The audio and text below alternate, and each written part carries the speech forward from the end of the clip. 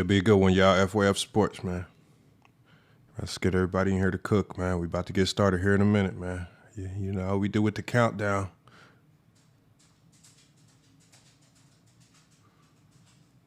As y'all pull up, make sure y'all share the live.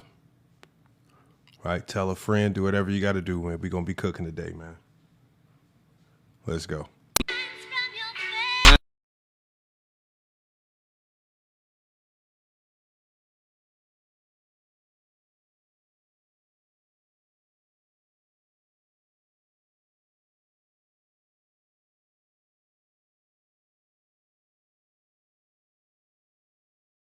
In a minute, y'all.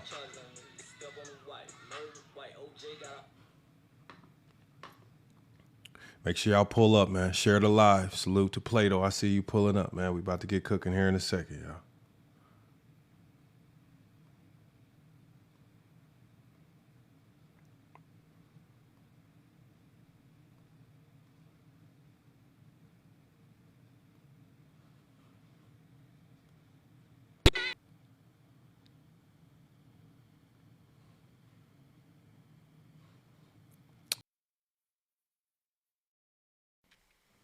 FYF Sports, man.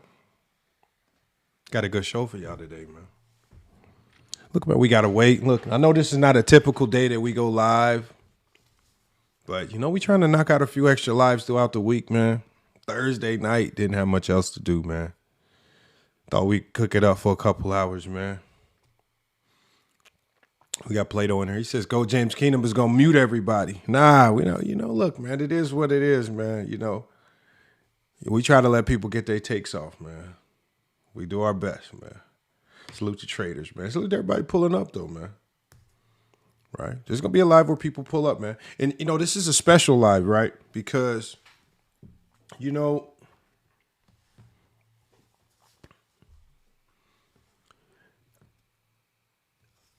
had to, reach out to some strong basketball minds. I'm trying to figure out what's going on in the basketball community today.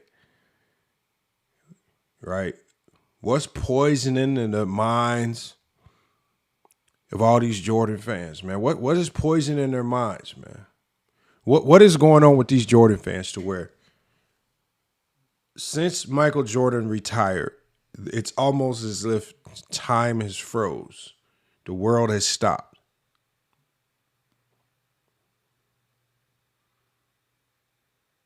Nothing since the 90s has been great. The game of basketball is soft. None of these players can come close to so-called touching Michael Jordan, according to Jordan fans. Like, what's going on? I think we figured out a diagnosis for it, man. I think, because the one thing I didn't know, because with the help of ChatGPT and psychology.org, all I had to do was type the symptoms in. Right? So for all of you guys, man, I didn't even know you can add the psychology.org plugin to ChatGPT. And now it has access to a database of a whole bunch of psychological disorders and diagnoses. And it's all actually supported by past cases. And so what you see on the screen here is what I was able to gather from psychology.org. Once I gave the symptoms of a lot of what these Jordan fans are showcasing, especially on TikTok, man, it's getting out of hand. It's getting out of control.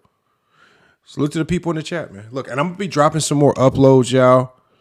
More uploads are going to be coming, man. So salute to everybody. We got more uploads coming, man. Appreciate everybody that's been watching my uploads, been commenting, sharing your thoughts. I try with my video uploads, I try to give takes that are a little bit different. I try to give you content that you typically don't see from other content creators. And I know there's been a question. I know Sports Fluent actually attempted to do a reaction to one of my uploads. And one of his complaints was, FYF, you don't allow people to I don't know what it is you do on TikTok where people can easily react to your content or something like that. I don't know what it's called. At the end of the day, all that stuff is off. I don't control those features. I just know that they're off.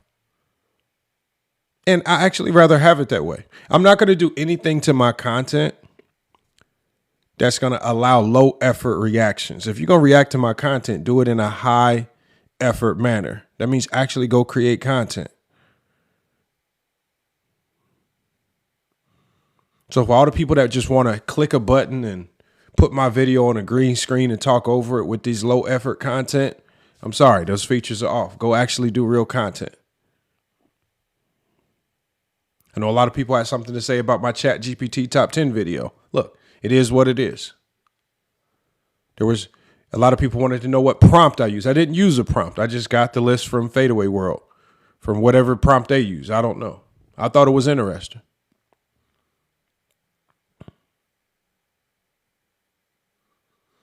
Salute to the Cam Fam Adventure. Salute to DFJ Hoops, man. Salute. Appreciate you, man. I'm just waiting on A Johnny to get in here. A Johnny should be in here soon.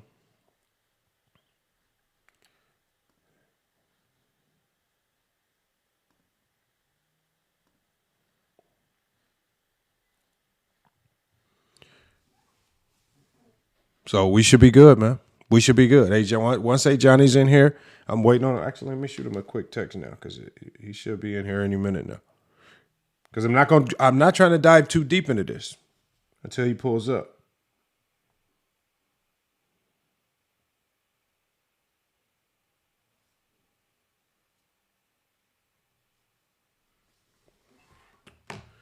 He says, Dreamers Pro is all of a sudden a Laker fan again. Yeah, all these fake pretend Laker fans. See, you know, the funniest thing about the Lakers, Max, is remember before the season started and I was talking to King Speech Row and I was basically saying, look,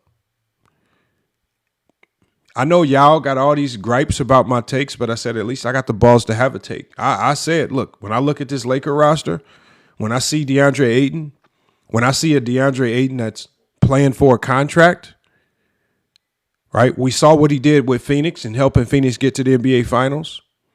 When you look at Jake LaRavia, when I saw what he did with Sacramento, right? And how defensively he reminded me of Dorian Finney-Smith, but he's just a better offensive player. You know, I've always been a big believer in Austin Reeves, especially at the value that you're getting him for. I mean, you're not paying anything for Austin Reeves. You got Majesty's Dad says you blame Fadeaway World for the article, but you never mention it in your post. Why would I blame Fadeaway World for anything? That's just where I got it from. That's not a blame. And in a 1-minute video, who cares? It's very easy to go look up. Oh, are you guys mad now that Fadeaway World made it?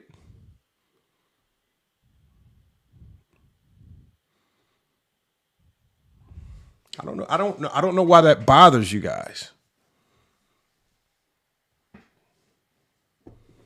Fadeaway World was the inspiration behind my Chat GPT upload. You guys just want to cry about it. Y'all want to cry about prompts and what you can do with Chat GPT this and Chat GPT that. That's just you guys crying.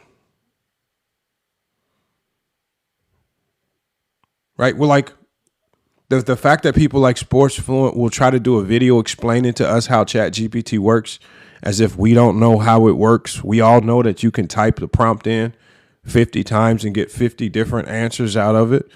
We all know that you can type a prompt in and steer Chat GPT to give answers. That's not what happened here, unfortunately. I know that's what you guys wanted to happen. I know you guys are so thirsty to do any reaction to my videos that you're willing to say anything. But if you guys actually stop and think for 10 seconds, you'll be fine. He said, yeah, because you lie and spread narratives. I mean, tell me one narrative I spread. I don't spread narratives. It's not a narrative. Because the beauty of that ChatGPT list is it's extremely unique from my own top 10 list. So the fact that I'm willing to share a top 10 list with you guys that's completely unique to mine. I don't have Kobe in my top 10. I don't have Oscar Robertson in my top 10. ChatGPT did. I thought it was unique. The problem with the ChatGPT list, and something that a lot of you guys won't admit, like Majesty's dad, you guys just didn't like the fact that ChatGPT in that particular list had LeBron James at number 1. You guys, in the comments, nobody said anything about Oscar Robertson at 10. Nobody said anything about Kobe at 9. Nobody said anything about Shaq and his placement or Magic or Bird. Y'all only cried about one player. This ties into today's show, right? Like this ties into today's show. Like when we talk about the Jordan delusion syndrome called JDS, it ties into your deranged delusion.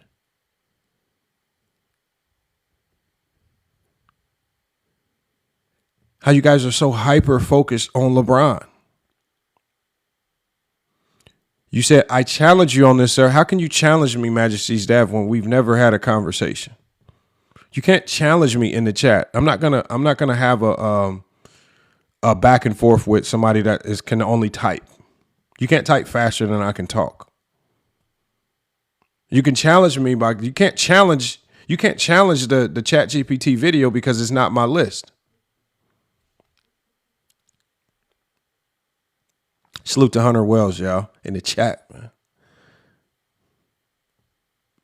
He says Lamont in the CAC runs better than Prime Jordan. Nah, I wouldn't say that, man. No. Back in the day, though, Chicago State days, all that. Yeah, for sure. Salute to Hunter Wells, man.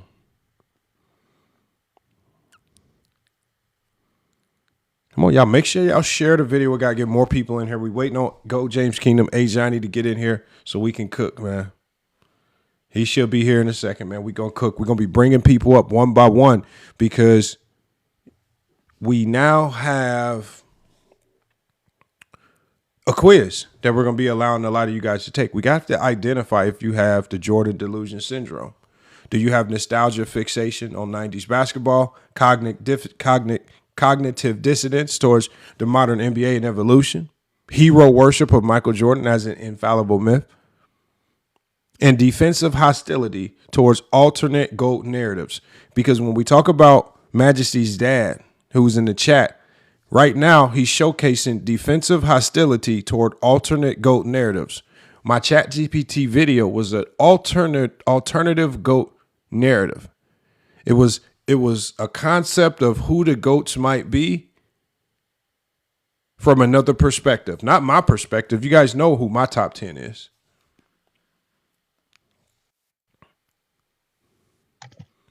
Go James Kingdom, we got him in here. But Go James Kingdom, man, we got a good one, man. What's good, Lamont? Peace and blessings, brother. You can hear me? Yes, sir. I can hear you loud and clear. We got the we got the extra zesties pulling up in here, man. They already getting mad. They already mad. It seems like there's some lingering anger from my ChatGPT video where I gave everyone to Fadeaway World ChatGPT top 10. And it seems like Majesty's dad is in here. He is upset. He is mad at that video. What chat? I know what you're talking about. The one, the ChatGPT one, where you said that LeBron's the GOAT predicated on the AI. That one. Yes. The one that, they don't like that. The one they ran and got Sports Fluent to get exposed on. I see. They're the funniest. And the thing is with me, I'm not gonna I value my upload, the uploads that I do on TikTok, I value them. I'm not gonna waste concepts or slots for videos to waste the upload reacting to Fluent. I would much rather him just pull up to the live stream. We get him locked into a take, and then we can air it on TikTok and YouTube. But as far as doing an upload to respond, no, I'm not doing that. I'm not doing an upload to respond. If he has questions about my videos, if he's confused about anything, which it seems like he's extremely confused, then all he needs to do is pull up. I don't know why people duck and dodge talking to us so much, man. I think, like I say, hey, Johnny, It's like me. you I said, told it's you, you. it's me. It's me. It is me. If I wasn't here right now, you have a whole flood of people want to talk to you. But they know they Man. can't misbehave when I'm around, so they got That's what Pluto said. Pluto said it at the beginning of the show, right? He was like, "Is Go James Kingdom gonna be here?" They was asking. They needed a forewarning, man. I said, man, But first of all, they need permission. Daddy already know they need permission, right? They need permission before they could have. So before they could ever even come up here, they see us. So they're not gonna pull up. But that's why we tell them it's fine. That's why I tell them we're safe. We can talk basketball, Lamont. They can't. So we good. We safe. We legit. Hey, Sports and GOAT James, can I ask a panel question? I just want to get some insight because I know y'all, obviously know what y'all doing up here, and I appreciate coming up here and learning on this live and others. But how, in the context of basketball, how do you rank scoring and defense? Like, do you give one over the other? Do you value, like, how do you look at ball in that aspect of it? I just want to ask the host that. hey Johnny, you want Well, it or you want me to get it? I mean, for me, all aspects of basketball is important. So defense is important, scoring is important. There's nothing that really in basketball that's not important. All aspects of the game is important. So, um, but there's five people on the court that allow you to do all of that. So, you don't necessarily, everybody doesn't have to necessarily be a good defender and a good offensive player. You just have to have a combination of great guys and a good chemistry, and a good philosophy as far as the system goes. And then you can create offense and you can definitely create more possessions on defense by shutting the team down. It's true. Yeah, I My, just asked in a lot of these debates, Hmm. I see more, of the Jordan fans lean towards scoring is the absolute all in be all. And I just feel Mm, like that's disingenuous to the actual game because you that's can't just facts. You right? magnify Yeah. You. scoring as the end all be all. Because I Hmm. know the team who has more points wins the game, but the team who plays better defense wins too. So Yeah, no, I agree with you. I think recently on PC they posted somebody saying something about how there's gambling is messing up the game because people are talking more about PRA, which is more of a fancy thing. It's not people always talked about points, rebounds, and assists. It's not like something new. The term PRA is a new term, but talking about points, rebound, and assists has always been a part of basketball. But he was trying to say the same thing you were saying, how scoring is the most important aspect of the game. Points is what you're trying to do, and blah blah blah blah blah. But like I said, there's ways to score. You can't just score. You have to dribble the basketball. First of all, you got to get the basketball 90 feet. To do that, you can't walk with it. So that means you have to dribble the basketball. So you need somebody who has great handling skills, great ball vision, that can get the ball to the right spot. That's very, very important. Secondly, you can't even score without the ball. So you need to rebound. So rebound is very, very important. And there's so many aspects that goes into scoring that, like I said, what Kevin Durant said, I kind of think it's the opposite. I think you can find anybody to score 20 points, but it's hard to find somebody to play defense. and that's what I'm saying as far as and I may get a lot of, he don't know ball. Me personally, I'll value a guy more giving me fifth, like let's say 12 to 15 boards a game, as opposed to a guy that's giving me 12 to 15 points a game. I would value the boards over that little 12 to 15 points. Like you're Yeah, not moving, you know what I mean? Because these could that's be facts. second, you know what I mean? These could be Yeah. looked at as second chance points.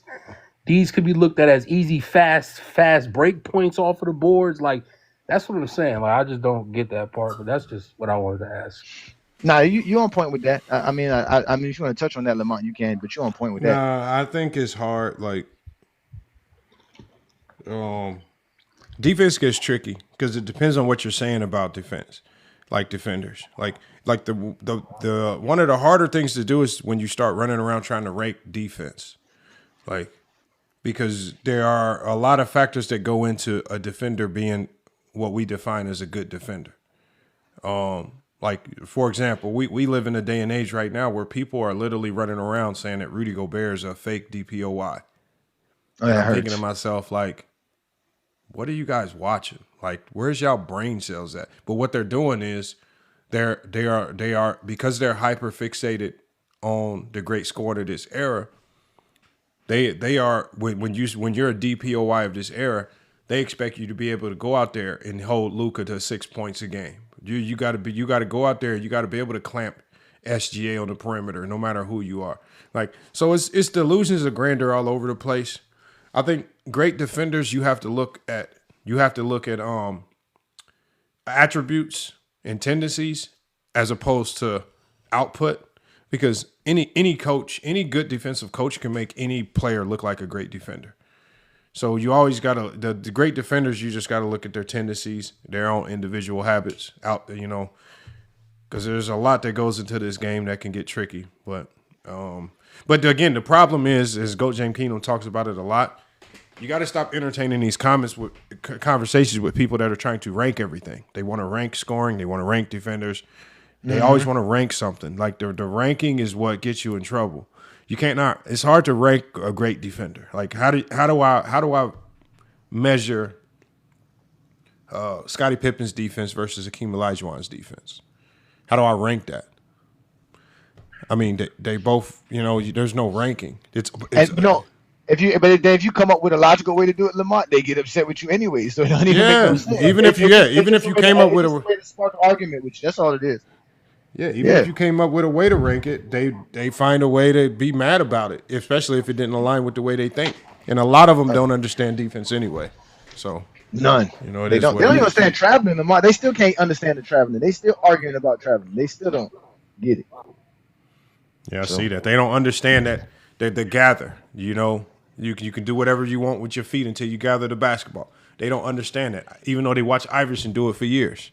They don't understand it. So, I mean, they're gonna. It goes into my Jordan delusion syndrome up here, right? They're going to pick and choose and identify what they like. They're going to nitpick things. They're going to find ways to discredit this era. And I think right now we're just in a phase where you're dealing with a lot of Jordan fans who know that what they're saying is great. They're just trying to nitpick and pretend and make up reasons as to why they want to say it's not great. Because obviously there's one goal and agenda there. And that's just so they can always walk away saying that Jordan is the best and he played in the greatest era. And we both know that, that statement in and of itself is not true. Yeah, but hey, I had the question though, man. I've been seeing a whole lot of streams where they talking about, do the Lakers play good without LeBron? The Jordashians and whatnot. How y'all feel about all that and whatever? Even though LeBron ain't played the goddamn game yet. Can I just answer this in just one quick question? You know his name. You gonna answer LeBron James. You gonna answer it with a question? Is that what somebody just asked? No. What's up with that? No, meaning like when people say that, just ask that one question. What is that guy's name? LeBron James. All right, cool. Conversation over. Yeah. There's no way you're gonna tell me the guy with one of the smartest minds in the game cannot adjust to guys or learn how to take a back seat and learn and know when to score, when to cut it on, when to take it easy. This is a guy who's been doing this for 23 years now, man. 23. And people got things like that to say. That's why I just don't even listen, man. I'm just like, I don't know. They gonna find anything because I can go out here and say they're gonna win the championship because they doing all this without LeBron. But what's new about them? What's new about them saying that in general? Isn't all of LeBron's winning because of his teammates? So why would it be any different now? Like why would it? Right. Like, why would he? Yeah. Right. Like why would he mess it up now? Like if it was because of Kyrie he won a championship, it was because of Anthony Davis he won a championship, Dwayne Wade he won a championship. And why at the end of the day would he mess up anything? He didn't mess it up before when he ended up having a good team. So that's why they don't have nothing to talk about because they don't watch. They need to read. That was a good take, and I agree with you, bro. I just got up here, but I agree with you. No one ever says that. They're like, remember who you're talking about here. We're not talking about James Harden. We're not talking about Patrick Bev. We're talking about literally the top two greatest player. You know what I'm saying? So, like, right. If Now, I will say this, and I have to be non-biased. There has been times where LeBron has came back and he was kind of playing not selfish basketball, but he was kind of going for more stats than what was called for, and the team kind of started slacking. But once again, overall, he's going to make his team better, and he's going to fit in the role that he needs to be to win. It ain't even that, man. I really think he's just really sitting out. I think he's just sitting out. How do you play and not go for stats? Right. I was gonna ask that, but no, it wasn't. Yeah. It was so when I say stat basketball, it was more so filling the offensive board, but more so not fulfilling his requirements on defense like he was supposed to. That's what I was getting at. What are the requirements on defense, Jalen? Right. What's his requirements on defense? Well, by the way, I'm a LeBron fan, so I'm saying again, you guys have to understand this. Just because you think LeBron's your GOAT, you can still say a zesty Jeffrey logic. I'm sure you can talk basketball in a zesty Jeffrey sense, especially on TikTok, because y'all got bullied so much by zesty Jeffries over here that y'all talk basketball similar to them, but just say LeBron's my GOAT because you have a great argument to make LeBron your GOAT. I understand that, but do you understand LeBron still plays defense? Right. No, I'm just keeping a non-biased here. That's the point. Like for example, last year. I'm not being biased. Why is it I have to be biased? I can clearly see LeBron still plays defense. Yeah, last year, LeBron doesn't play defense. Don't know what defense is. Search up LeBron's defense last year. It was absolutely crazy. I don't know what you guys are talking about. LeBron was the best defender last year. No, we don't have to get. Hold on, y'all. We don't have to get caught up on that. Yeah, because we've already derailed and we gotten away from the topic a little bit. My fault. Again, we do know that.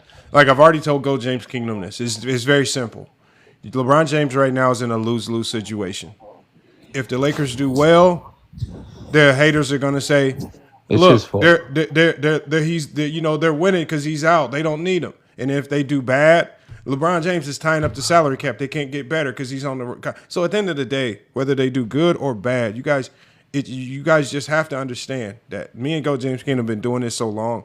We know that there is no positive ending. There's no way that this can end in a positive manner for LeBron James in their eyes. Right? Wait, FYF, I have a quick question. In the past 3 years, have you seen LeBron slack on defense and not fulfill what he's supposed to be doing? In the past 3 years, I've seen every player in the NBA slack at times on defense. Like I've seen that. That's just the nature of basketball.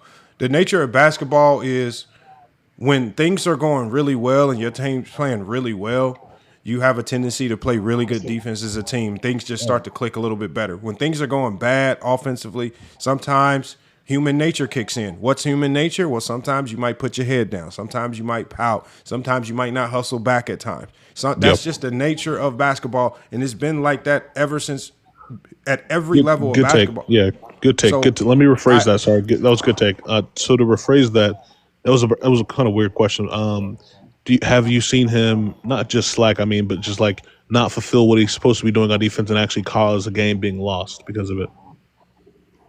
I mean, but again, yes, but that's every player on every team. If you started in the NBA, if you started over 50 games last year, I'm sure I can go to a game that your team lost, and I can say, well, you know what, defensively, you might have been the player being targeted. You might have had a lapse this game. Like, I don't think it's a fair question to answer because the answer is yes, but the answer is yes to also everybody in the league that also starts and plays heavy minutes. But to my point, like LeBron's not everybody in the league, and to your point that he will be hated on forever. That's true. Like he gets hated on for nothing. We're just breathing. But the point is, he is LeBron, and Steph is Steph. Kevin Durant's Kevin Durant, and they will be held to a different standard. Would you agree? Yeah. So let me ask you: Does Steph Curry defensively? Does Steph Curry defensively? Did Steph Curry defensively last year cost the Warriors a game? Yes. Okay. But you see how nonsensical. But you see how nonsensical it is now because it does we can say it about every anybody. Player does it. Yeah. But Steph's not known as a defensive player. It doesn't matter. It does matter, bro. Hold on. Watch this. Last night, Marcus Smart, who's a great defender, almost single-handedly cost the Lakers a game. Yes. Right? But all I'm saying is, at the end of the day, no matter how good or bad you are defensively, you can do stuff that almost cost your team the game. Like it literally. Understand? He was he almost cost the game while playing defense at a high level and just messed up. LeBron sometimes does not play defense. He doesn't play defense well sometimes, and it can cost games. Okay, so let me ask you this: who was the Lakers' best defender and most consistent defender last year? On the playoffs or regular season? The regular season, since that's the largest sample size. Probably Anthony Davis. Bruh, this nigga said Anthony Davis, Lord have mercy. Before he left, God yes. help. Just get this guy out of here. Just get this guy out of here. Oh, no, let him talk, man. This is what we have. I see what this is. This speak, is a man. LeBron. This is a LeBron fest. If anybody says anything against It's a LeBron, it's LeBron gonna be fest. laughs. He said a LeBron That's what it fest. is. Nah, And, by the way, this is LeBron. I'm literally. TikTok I is just a got off. Jordan fan. I just got off another Let's live. get that out the way. I'm TikTok literally is a definitely LeBron fan, but Jordan fan. if anybody says anything against LeBron, it's now. Oh, we have to now. It's okay. It's okay. You can say that. Okay, so no. I'm not. This is think about it. I want you to look. We're not saying that you're not saying anything against LeBron. What I'm saying is, I asked you a question that I thought the answer was easy to. I think if you're talking about the full year last year from start to finish, who is the Lakers' most consistent defender? It was easily LeBron James. Especially it started to shine once they got Luka Doncic. Right. And then his defensive prowess really started to shine because then they went on a stretch where they had like a top 10 defense in the NBA. And it was almost single-handedly because of LeBron. And it was hard for me to give that to Anthony Davis when he was only there a portion of the year and then got traded. Well, that's why I asked specifically for the regular season playoffs. But what I'm saying is like these I literally defensive, asked you, I said playoffs. Playoffs I'm saying is these, like, it's hard for me to, because I don't know your level of understanding of defense to even answer the question because I don't, when you say that a guy is not playing up to expectation defensively, I don't know in what sense you're talking about but the way people talk defense nowadays is, one, they don't really have a real understanding of what real defense is anyway. And so my default is always going to see it as a coach because I'm a defensive coach. And so the way I see defense is way different than fans. And what you guys call good or bad defense is not what I call good or bad defense. Okay, that's fine. I mean, I respect that, but again, me saying the same thing. So what do you define? The same thing to you because so what do you define as a good defender? Hold on, just let me finish. So by not answering the questions. Okay, so just the question is to you. So we have a groundwork of what you think a good or bad defender is. What constitutes an elite or good defender? Elite or good? Which one? Which question? I'll answer. Whatever's easier for you to answer. I think an elite defender is someone that can play on and off really well to the point to where they can change games, especially in pivotal moments, consistently.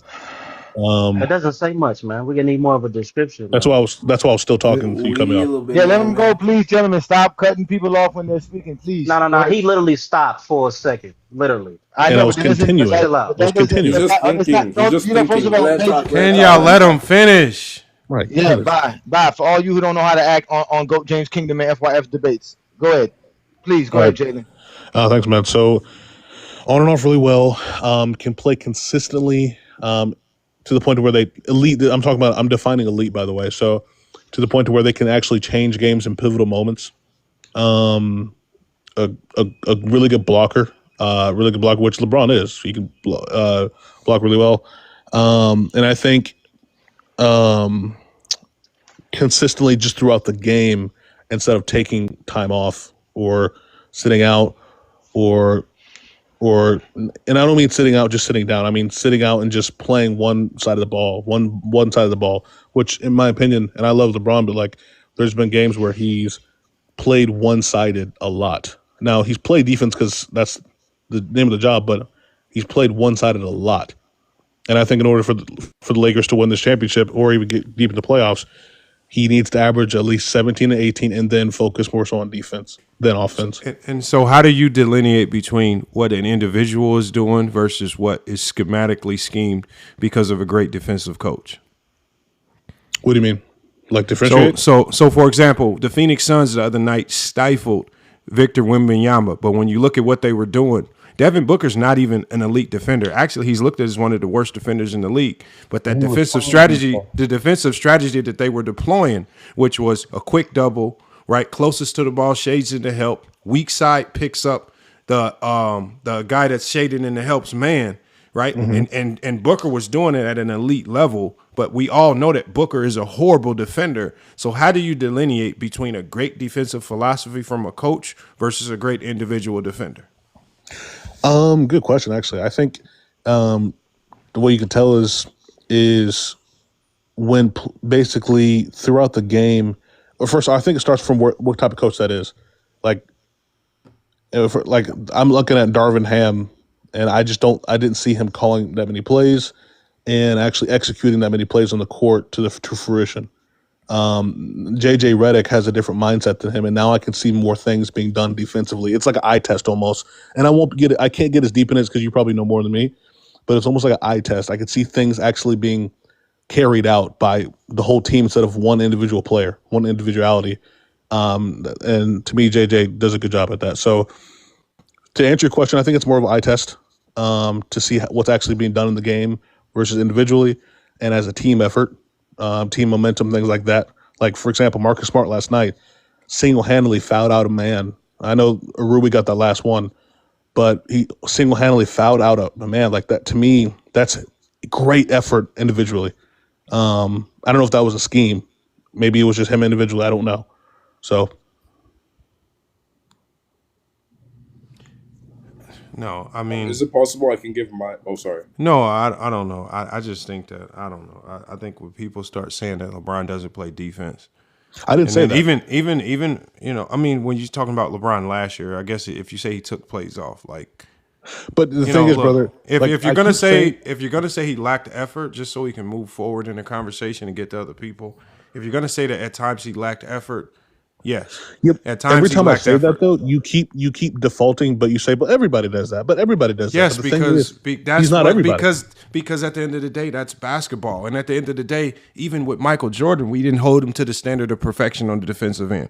Even with Michael Jordan. So you could take the greatest defenders in NBA history, and I'm almost pretty sure if we nitpick them and be extremely finicky, we could find plays where they're taking plays off defensively. Yes, you can. But if you find the nature of the beast in basketball, and it's just sad that we've gotten to the point where, within the social media area, where we see everything, where now we, instead of utilizing it the right way, we utilize it to literally nitpick every minute. You're correct. You're correct, and I agree with you. But let me ask you this: if LeBron James, for the rest, let's say he comes back mid-November next week, 2 weeks from now, and he scores 2.2 points per game on average all the way till March, you would say this season was bad for him. You know why? But I can easily say, but there's been many players this league who scored 2 points a game.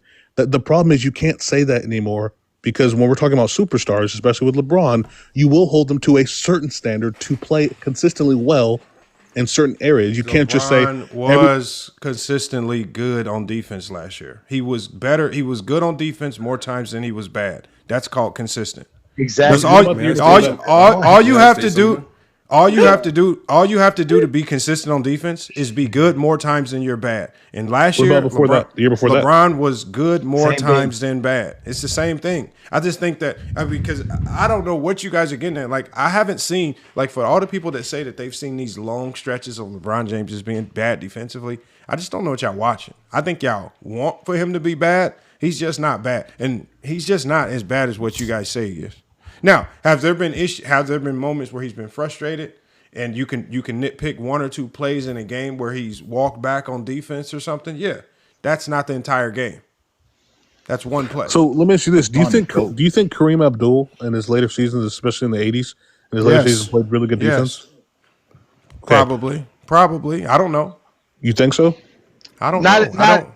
Not to the elite level he was prior to his career. Why did you say yes and then I don't know? You said yes and then I don't know. Why did you say that?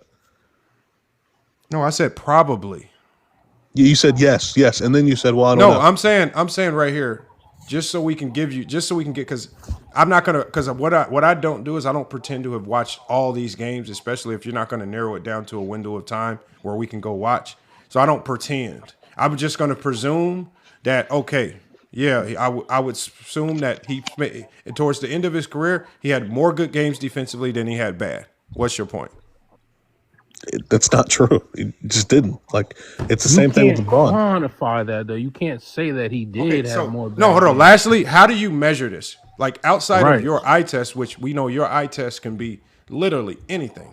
I think you measure it by taking away the definition you gave of just saying you do it better than you do majority. Well, how do you measure it? How do you? I measure it playing defense consistently well, not just doing it more than not. So okay, how do you measure it though? I'm about to. So let me finish. So if a running back in the NFL averages more than 1 yard, he averages more positive than 1 yard. So you can't call him good. So how I would say is, there's a couple criteria. Number one, are you playing defense well consistently, game in, game out, and especially in the most pivotal moments, especially during the fourth. During the fourth, when it really matters, are you getting rebounds? Are you getting blocks to steals when you try to can? Are you not turning over the ball? Things like that, which is a form of defense, in my opinion. But how do you measure all of that? That's the criteria that I'm giving. That's the measurement that I'm giving. And of course, we all know what criteria is. How do you measure all this to get to the conclusion that where you would say he's consistently bad defender or something? I don't know what you're getting to. Well, that's the problem. You didn't know what I said. You just didn't listen. I never said he was a consistently bad defender. Okay, then what are you saying? But he's not consistently a good defender. That doesn't necessarily mean he's okay. Hold on. Remember, it's by his expectation as well, Lamont. Okay, I just want to know. No, I'm just curious if from the games that I watched last year, LeBron was the Lakers' best defender. And go James Kingdom, me and you even brought this to light. We talked about how JJ was putting Anthony Davis in so many drop coverage schemes that there was just absolutely no way he could have been the Lakers' best defender. He was in drop covers too much. He was getting barbecued. Every guard in the league had their way with Anthony Davis as long as he was in drop coverage. So I don't know how he could. It was always LeBron James. So when I look at them last year, consistently their best and most consistent defender was by far LeBron James. Because one, the scheme didn't compromise what he could do, like the scheme compromised Anthony Davis. And I don't know if Anthony Davis wanted to be in drop coverage or if the coaches did it, but they had him in drop coverage and it looked like hot garbage. So I don't know what you were watching there that you saw anything good out of that. There's nothing good about drop coverage, and we've already analyzed that. I told you the Lakers defense got better with Anthony Davis out. It got better when Anthony Davis was gone, but no one will give credit for that. All I'm saying is all these things that people say consistently, this and that. You got to tell me how you're measuring this consistency, because you need to be giving me an analytic. An analytic is probably the best measuring tool for consistency. And if you can't give me, and I think he might be veering away from the defensive analytics because the defensive analytics might tell a different tale. Because I haven't heard one defensive analytic, because it sounds like that's the only way you can show me this level of consistency, because we know you didn't watch every single game. That's the problem. I did want to say one thing, if I'm allowed. If I'm allowed to say something, because do you mind if I go, Jalen?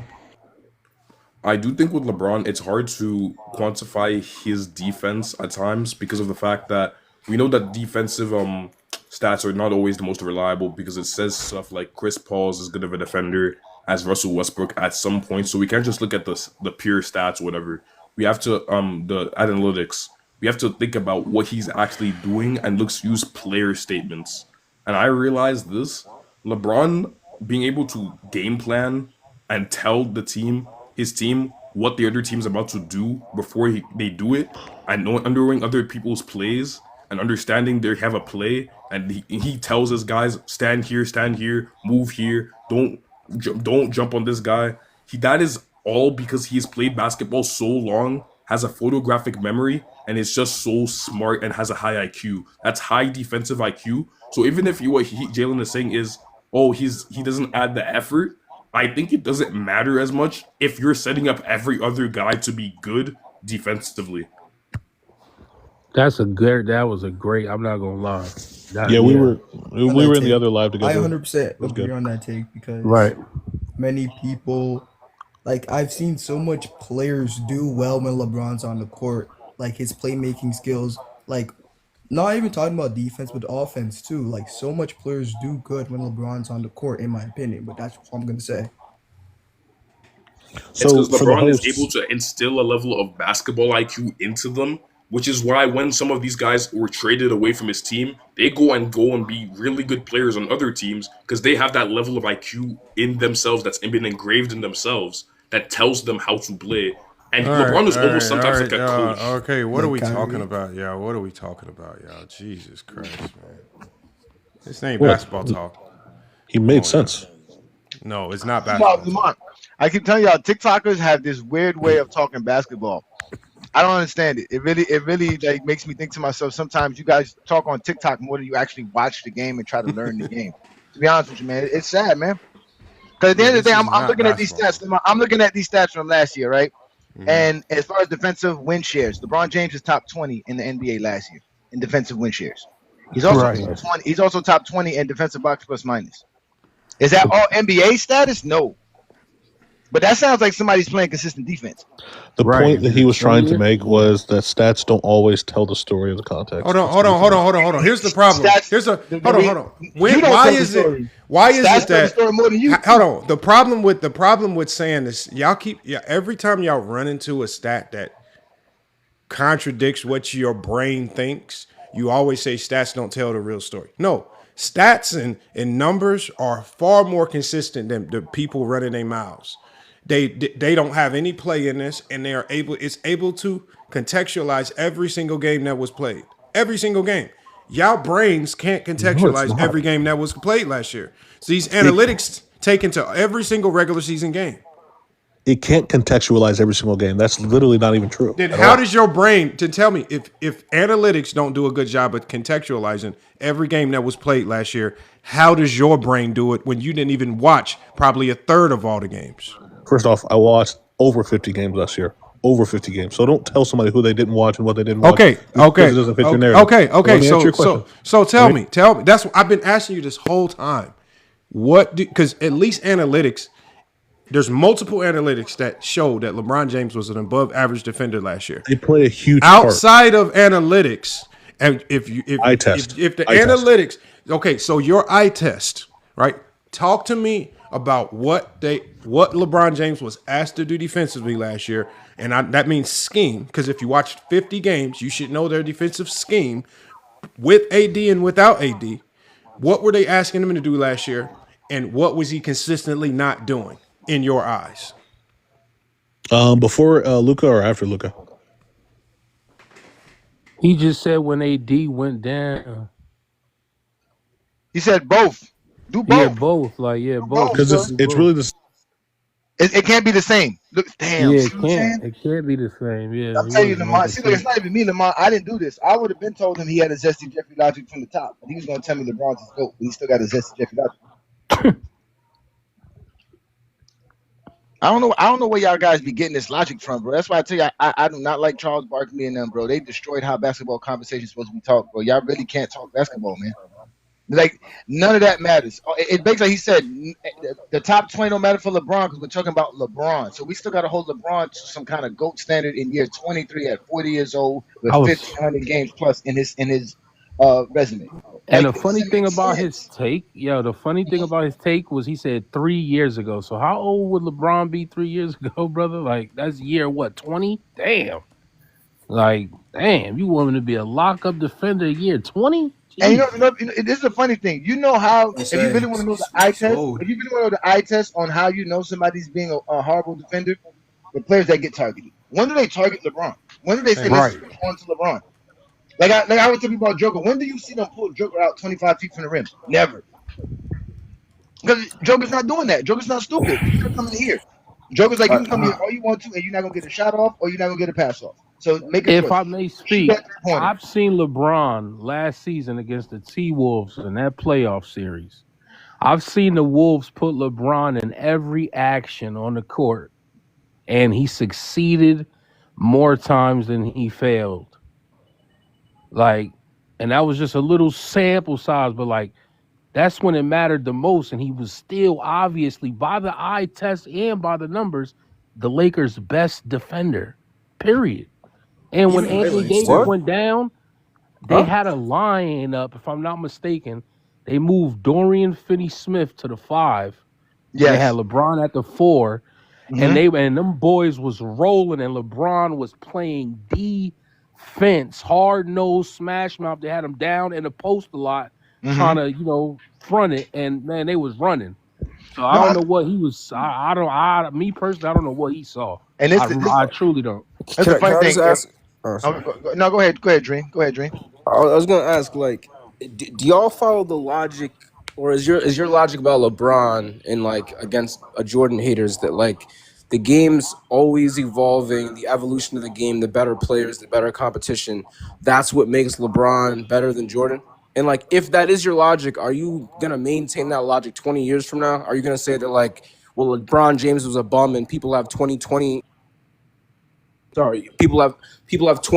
nostalgia because we think LeBron's the greatest of all time, and really it's Wemby who's the greatest? Is that where your logic comes from, or is your logic about LeBron being? No, we're just not dumb. Like, we're the main. Here's to simplify it. Like, we're not dumb. I can answer the question, but I'm gonna let you go. I'm gonna say this is what I mean. This is like y'all ask the dumbest questions. That's a dumb question because we're not dumb.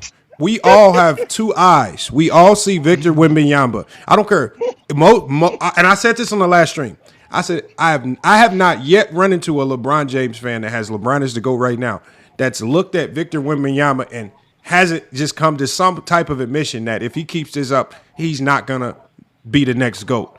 The problem with Jordan fans is that no matter how impressive they see the future is, the Jordan fans look at Victor Wembanyama. Nah, he can't be 6-0 in the finals. He'd never be the GOAT. I'm literally a Jordan fan that believes that Victor Wembanyama. I'm not. Obviously, it's not about you because we're talking about it generally speaking. If you're one of the rare breed of Jordan fans that actually has a brain, then great for you. We're not talking about you. We're talking about the idiots. The majority, and we all know, if we're being honest, that the majority of these Jordan fans have Jordan locked at the top, and there's absolutely no way to pass him up unless you do it the exact way Jordan did, which is go 6-0 in the finals, and that means you have to go 7-0. And we all know that championships mean nothing to Jordan fans because otherwise they would have Bill Russell. Bill Russell would be their logic is hypocritical. Their standards for what future players need to do is hypocritical, right? The fact that they look at greatness that's obviously in front of them right now, and then they have to pretend that it's not great. And how do they pretend it's not great? Well, they say, "Oh, this era's soft." They make every excuse to discredit the greatness that they see. Oh, he lost here. Oh, but they pretend as if everything that Jordan did was embedded in perfection. He never had a flaw. He never had a loss. He never went through any growing pains. He went through the toughest era. He had to get hard fouled. They pretend as if the bad boy Pistons had to beat him up to stop him, and none of this is true. It's all lies. Everything is a lie. Well, this is what is true though about Jordan fans. Myself included. Let me answer the question because they don't think you suffice that answer there, Lamont, in the comments. So let me just say first off, we do believe the logic that the game evolves and players do get better as time goes, but that's not why LeBron's the GOAT. LeBron's not the GOAT because the game evolved. LeBron's the GOAT because of stats, accolades, and achievements. Your accomplishments make you the GOAT. So for anyone who's going to challenge LeBron as the GOAT has to do it through the accomplishments, not through evolution. And yes, 20 years from now, we're going to be looking back and saying, yes, this era is not as good as the era we're looking at because the game does evolve. It's just simple and plain. I had a Zesty Jeffrey try to tell me that when we were talking about this points thing, and they were saying, well, are you saying Westbrook and Joker are better than LeBron because they had triple-double seasons? Statistically, yes. LeBron never had a triple-double season. But does that make them better than LeBron? No, that just means they had a better season than LeBron statistically. There's nothing wrong with that. I wasn't there. I wasn't there in the mid '90s, but something tells me that in the middle of the '90s, despite the fact that Kareem Abdul-Jabbar is probably the most decorated basketball player of all time, they were saying that Jordan was the GOAT, regardless of the stats leaning toward Kareem Abdul-Jabbar, right? Or am I tripping? Well, the people who were saying that were Zesty Jeffries. But continue. So Jordan was the greatest player of all time while he was still playing, despite the fact that Kareem had better stats than him all the time. Yes. By Jordan's fan base, yes. I'm asking from the consensus. Was Jordan the greatest player of all time while he was still playing? Jordan created the largest fan base in basketball, so by consensus, you would consider him the GOAT. But that's not the basketball. He has more casual fans than anybody. So to say, let me just ask you your personal opinion. In 1998, did you think Michael Jordan was the greatest player of all time, or do you think Kareem was? In 1998, I was 17 years old, so my mind wasn't at depth. So yes, I had Jordan as the GOAT. Okay, so yo, all right, that's and this is Lamar. This is their problem. They love to conflate arguments, right? Yeah. Are you saying by the fan base? I told you, yes, Jordan created a larger fan base for the NBA because he created a casual fan base. What I'm saying, I was trying to point out that Kareem had better all-time stats than Michael Jordan, but no one viewed Kareem as the best player of all time. Basketball savant. In 1998. 1998, Jordan is the greatest basketball player we've ever seen. No, in 1998, sir, Dream. In 1998, the basketball savants and people who knew basketball did not have Michael Jordan as the GOAT. It was the Zesty Jeffries and Jordan's fan base that made him the GOAT. It was his peers that thought that he was the greatest basketball player. What peer was that? What peer was that? The niggas in the league with him. The niggas in the league with him while he was winning. But the niggas who played with Kareem, thought it was Kareem. That's facts. Facts. Okay, that's the savants. That's the savants, not the casuals that came later on because the league opened up roles for niggas who can play in the league now because other than that, they were going to be grocery baggers. Listen, the three greatest basketball players of all time. Jordan played against his fans. Jordan, LeBron, and Kareem. I understand that. The point that I'm trying to make is, in the 90s, when people were consuming basketball, it wasn't hard for them to come to the conclusion that Michael Jordan is the greatest player of all time. Hold on. You're wrong. When you had Bill Chamberlain and Bill Russell on television telling you he wasn't. So to think that someone couldn't look at the stats and say, well, Dream. Just rampant for nothing. Again, Will Chamberlain and Bill Russell was on television telling y'all Jordan wasn't the GOAT in the 90s. I don't know why you shouldn't have removed him, but no. No, I have to, Lamar, because he came in here Debo's off the top, bro. That's what they do. No. I wanted to say that. Look, there was John Sally talked about this. There was a push by the NBA to sell Jordan, so much so that according to John Sally, that the NBA told television TV stations stop talking about the 80s and 70s. Stop playing 80s and 70s games. Don't do anything other than sell the 90s. And when Ajani says that it was a whole bunch of casual fans that put Jordan as the GOAT, it's because that's how the game was sold. And this was intentional. And so when you have an influx of casual fans, because remember, Jordan got labeled as the GOAT in like 1990, 91, well before he even had a full, complete career. The only people that do that is casuals. Nobody with a basketball brain in 90, 91 was even people with a brain were still saying Magic was the best player in the league in 90, right? But when you have such a significant influx of casuals who are getting sold the marketing, right? Who have been told by magazines and Sports Illustrated that Jordan is the GOAT. That's what they ran with. Jordan was the GOAT not because he was actually had a GOAT resume or he actually did popularity to achieve. It was a popularity. Exactly. And that's the difference. Now, if you say by 1998, did he have a GOAT resume? Yeah. Well, I don't think any of us would disagree that, but he wasn't labeled the GOAT in 1998. And this is what Gilbert Arenas talked about. He says you cannot use 6-0 as the standard for being a GOAT when a lot of casual fans made Jordan a GOAT in 1991, 92 when he only had 1-2 championships. So that's no longer the standard. But the real fans, the real people that was actually watching the game knew that the standard was still embedded in your resume, championships, winning, career achievements, stats, accolades. It was still embedded in those things. And there were still a lot of people that said Kareem Abdul-Jabbar was the GOAT. It was still being said. I just think when you pretend otherwise, I think you got to study the 90s a little bit more before to identify how Jordan was labeled the GOAT, and it had more to do with off the court stuff than on the court stuff. Didn't have very little to do with actual basketball. I still think right now, resume for resume, Kareem Abdul-Jabbar might have the greatest resume from high school, college, scoring points all time and winning championships than any basketball player ever outside LeBron James. The only reason why I brought up the Kareem Abdul-Jabbar thing was to point at, even though you are superior statistically all time, that doesn't necessarily mean it's a non-argument on whether or not you are greater all time. which is what you're trying to say about LeBron James. Let me ask you a question. Dream, let me ask you a question. Dream, let me ask you a question. Think of Jordan's achievements. Think of who Jordan was as a player up until 1990-91. Did that make him the GOAT in your eyes?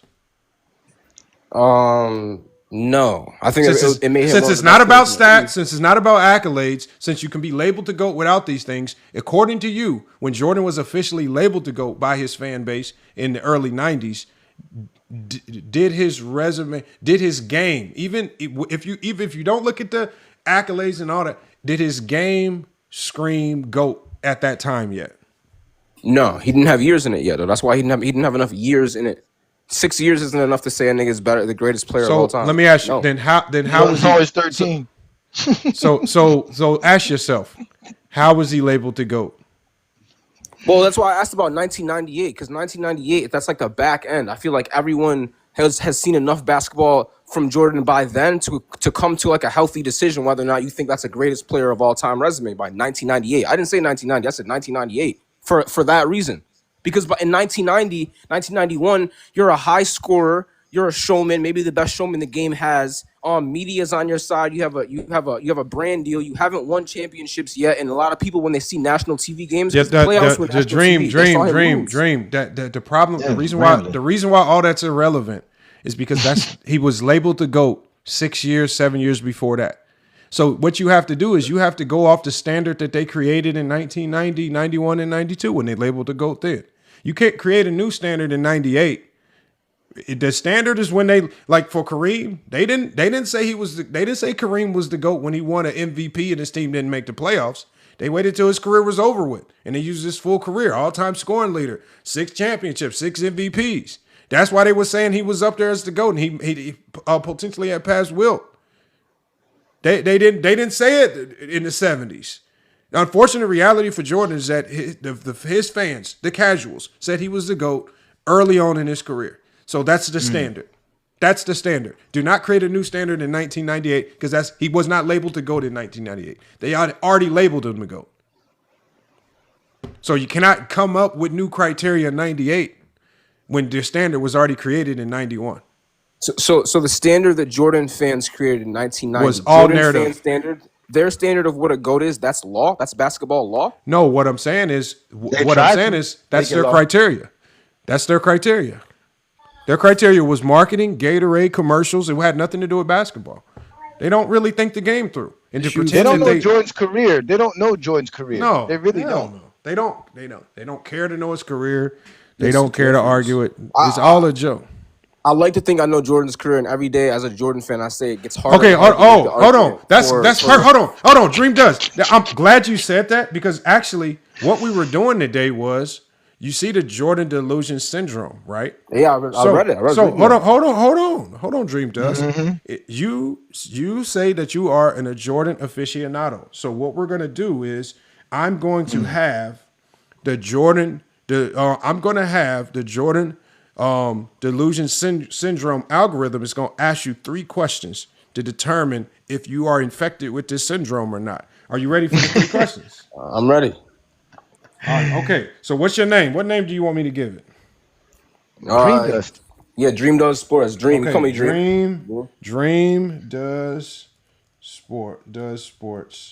Vermont with all these wicked algorithms. Okay. So Dream does sports is up. I'm going to give you your first question.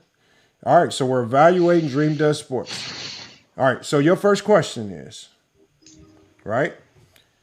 And again, you can give me these answers one by one. Try to simplify them, and I'm going to put your answers in, and it's going to give you a diagnosis.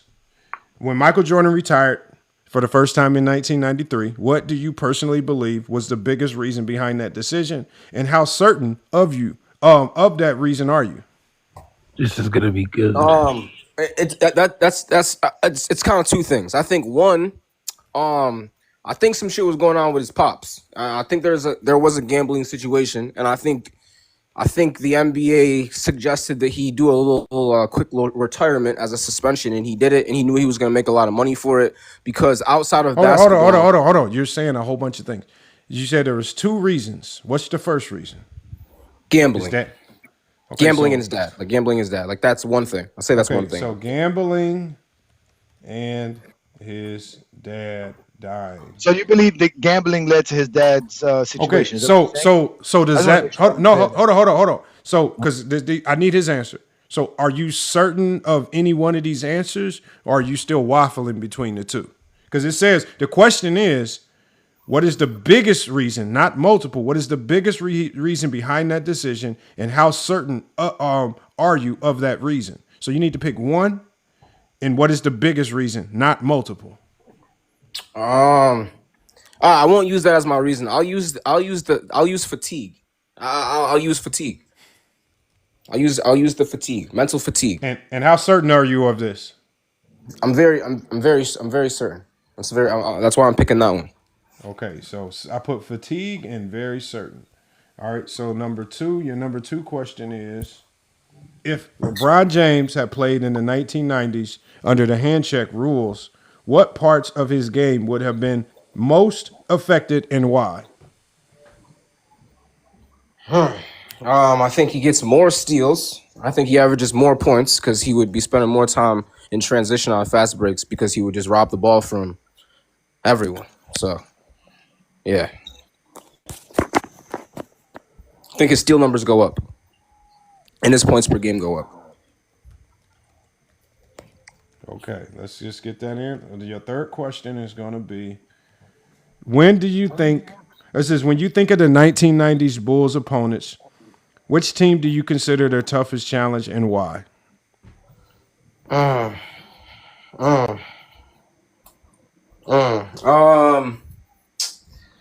gonna have to go with the Jazz because they made it to the NBA Finals, and I feel like they had a team and a system that was built to beat the Bulls, but they didn't. So I'm gonna go with the Jazz. Okay, so I'm gonna enter these answers in, and now when I enter these answers in, it could potentially give you a diagnosis, or it may need some follow-up questions. Let's find out. So I'm entering your answers in. So it's giving a summary of your three answers, question 2, question 3. So preliminary assessment.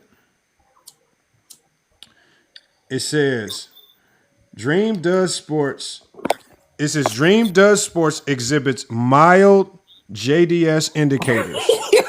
What? Primarily, though, it says some of the reasons are he simplified public-facing recall of Jordan's narratives, the fatigue explanation, final-centric memory, limited historical nuance.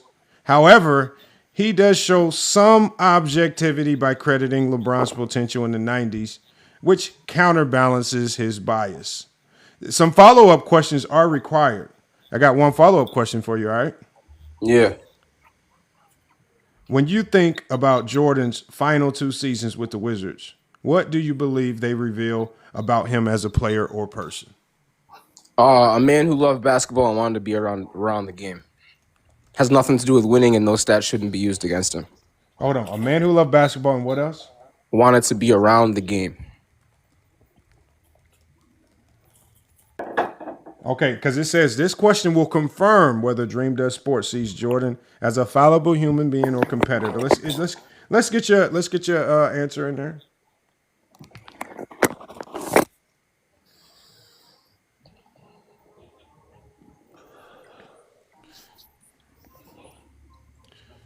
It says Dream Does Sports is infected with Jordan delusion syndrome. Right? He says he has minor nostalgia, shows some cognitive dissonance, irrational bias, and myth-based denial. All right. Yeah, that's cooked. His answers suggest that he can potentially be a balanced basketball thinker who can separate admiration from worship, but much work is needed. So, unfortunately, it gives you potential to be cured, unlike some. But as it stands right now, you have been infected with Jordan delusion syndrome, based on your answers. We're gonna have to quarantine you, brother. We're gonna have to quarantine you. We're gonna have to quarantine you. Now, it does give a remedy for you. It says the remedy for Dream Does Sports, watching full 80s games through the 2000s playoff series, not highlight reels. I do. Continue to I'm give a full LeBron. game watcher. It says continue to give LeBron credit in cross-era hypotheticals, and it says avoid myth-based discussion like Jordan never struggled or LeBron couldn't play back then conversation. So that's what you kind of need to avoid going forward. Stay away from intellectual basketball conversations. You will struggle because of your JDS syndrome. All right. If I could make a final statement, that might be a little skewed, but I'll agree. I definitely have a bias towards to Jordan, but I'm 27. I don't have 90s nostalgia. I watched LeBron my whole life. Do you want me to tell the algorithm these things? You want me to tell the algorithm? I don't know. I'm just saying, like I wasn't there for it. He admits for Jordan's career. He has a bias towards Jordan, but I have a bias toward greatness. I have a bias towards greatness. And then what else do you want me to tell it? I have tell it that I have a really bad condition where it's like when I see players win in the highest level and not lose, I value it a lot. I have a bad condition like with that. It's like when I see you win in the finals, I have like a bad conditioning with feeling like that's greatness. When did you see Michael Jordan win in the finals and not lose? When did you see that? I saw him win in the finals as many times as I saw him lose in the finals.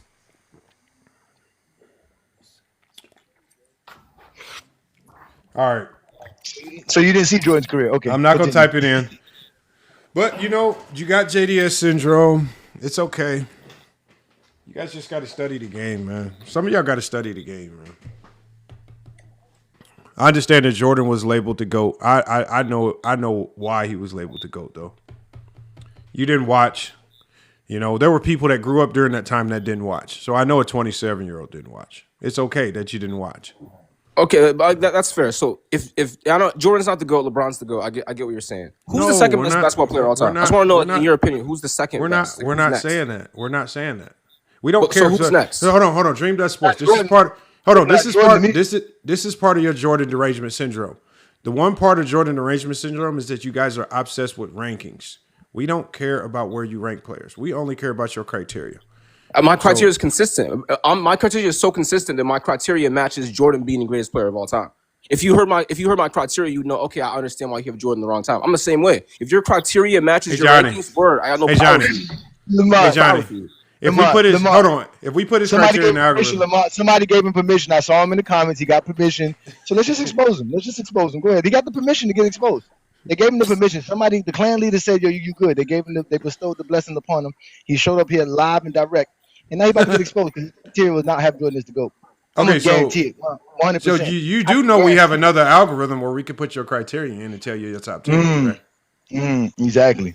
Hopefully you got a top 10. Yeah. No, I'm confident in my criteria. I do this for real. We do this for real as well. Yeah, I do this for real. We do this for real as well. Yeah.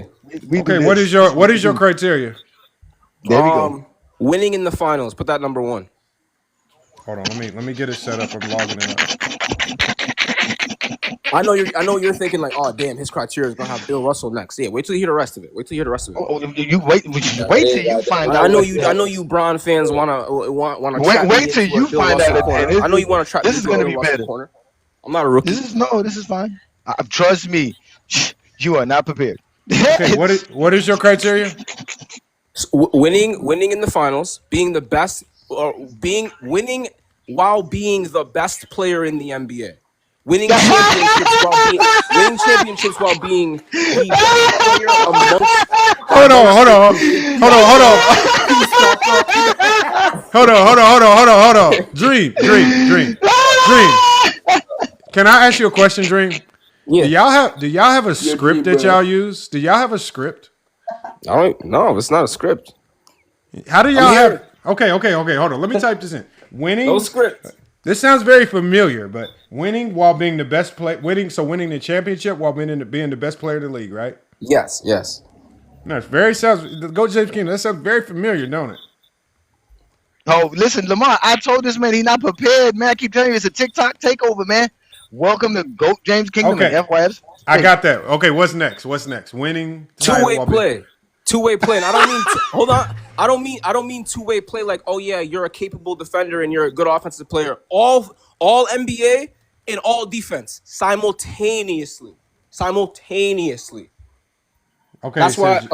being all NBA and all defense at the same time. Okay. Yes. What else? What else you got? I don't know if there's a word for it, but bring all the hardware home in the same season. I want to see an MVP. I want to see a Finals MVP. I want to see an All-Star Game MVP, and I want to see a ring at the end of the tunnel. That's why I want to see a ring at the end of the tunnel. Now, do you want to put any context in for the players where certain awards weren't available? No, because when those words weren't available, none of those players are in my. No, okay. I know my So winning all the hardware in the same season, we got you. What's next? Showman. Like you sell the game very well. You like the brand. The brand matters. I'm not talking brand like Kyrie Irving shoes or Kobe Bryant shoes. I'm talking about the brand. When people think NBA, for one period of time they thought Michael Jordan. Before that they thought Magic Johnson. People thought Michael Jordan when they thought basketball. The brand of the NBA mattered. Michael Jordan. Okay, we got you. What's next? I think this is gonna be my last thing. This might be against him though. How well did you play? Hold on. Why would you say that? But I'm honest though. I'm honest. Hold on. Against who? I know the stats. I know the stats. Might be against who? Jordan.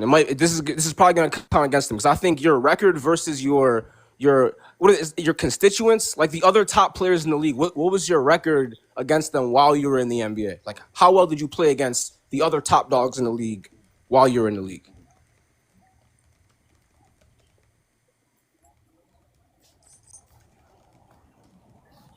Yeah.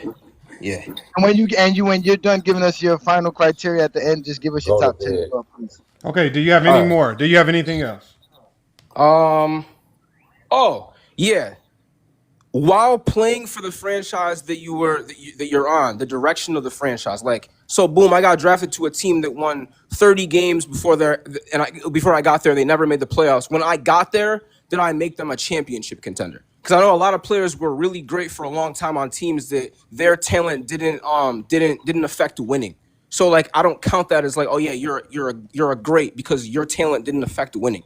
I know it's a team game, but there's 5 guys on the court at a time. Your individual talent should be enough to lift the level of the rest of the franchise. Period. Just want to say impact on winning. Yeah.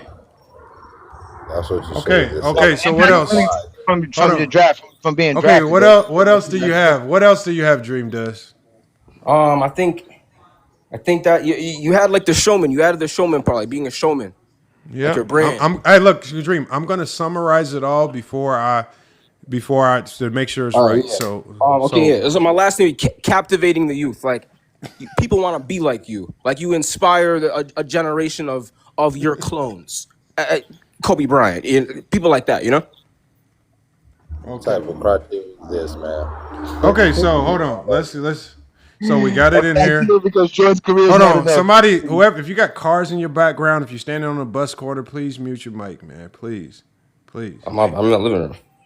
No, so I'm talking to whoever has the background noise. Sounds like they're at a train station or something. Okay, so your criteria, right?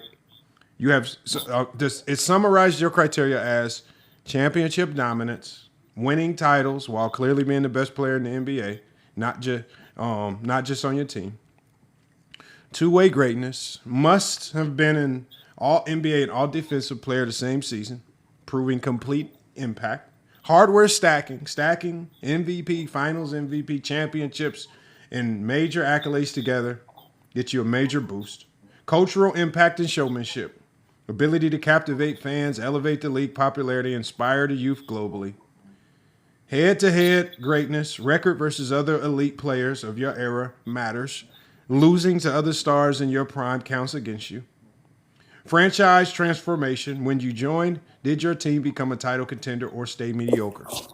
Generational inspiration. How deeply did you inspired future generations and defined basketball for an era? Okay? Yeah. Is that? Yeah, I like that. You like that? Okay. Yeah. According to. Oh wait, no, you got to give us his top 10. Oh yeah. What? So we want to make sure that your top 10 aligns with what we have here. What's your top 10? Go, James Kino. Can you write it down? Yeah. Jordan, Bron, Kareem. Mm-hmm. Hakeem, Magic, Shaq, Curry, Kobe, Tim Duncan. You're missing one player. I got MJ. Oh, listen. I got MJ, Braun, Kareem, Akeem, Olajuwon, Magic, Shaq, Curry, Kobe, Duncan. So that's 9. Oh, all right. Yeah. So I guess you could put Bill Russell in there. Throw Bill Russell in there. Put him before Tim Duncan. Put him before Tim Duncan. All right, that's fine. It doesn't have to be completely in order. We just need to know the top 10. Okay, that's fine. All right, I got it, Lamont. All right. Hold on, it's still thing. Okay, so at number 10, you have Kevin Durant. And if you want the explanation as to why it put any of these players in any particular spot, just let me know. Because it breaks it all down into 7 bullet points for each player. At number 9, it gives you Shaquille O'Neal. At number 8, Tim Duncan. 7, Steph Curry. 6, Magic Johnson.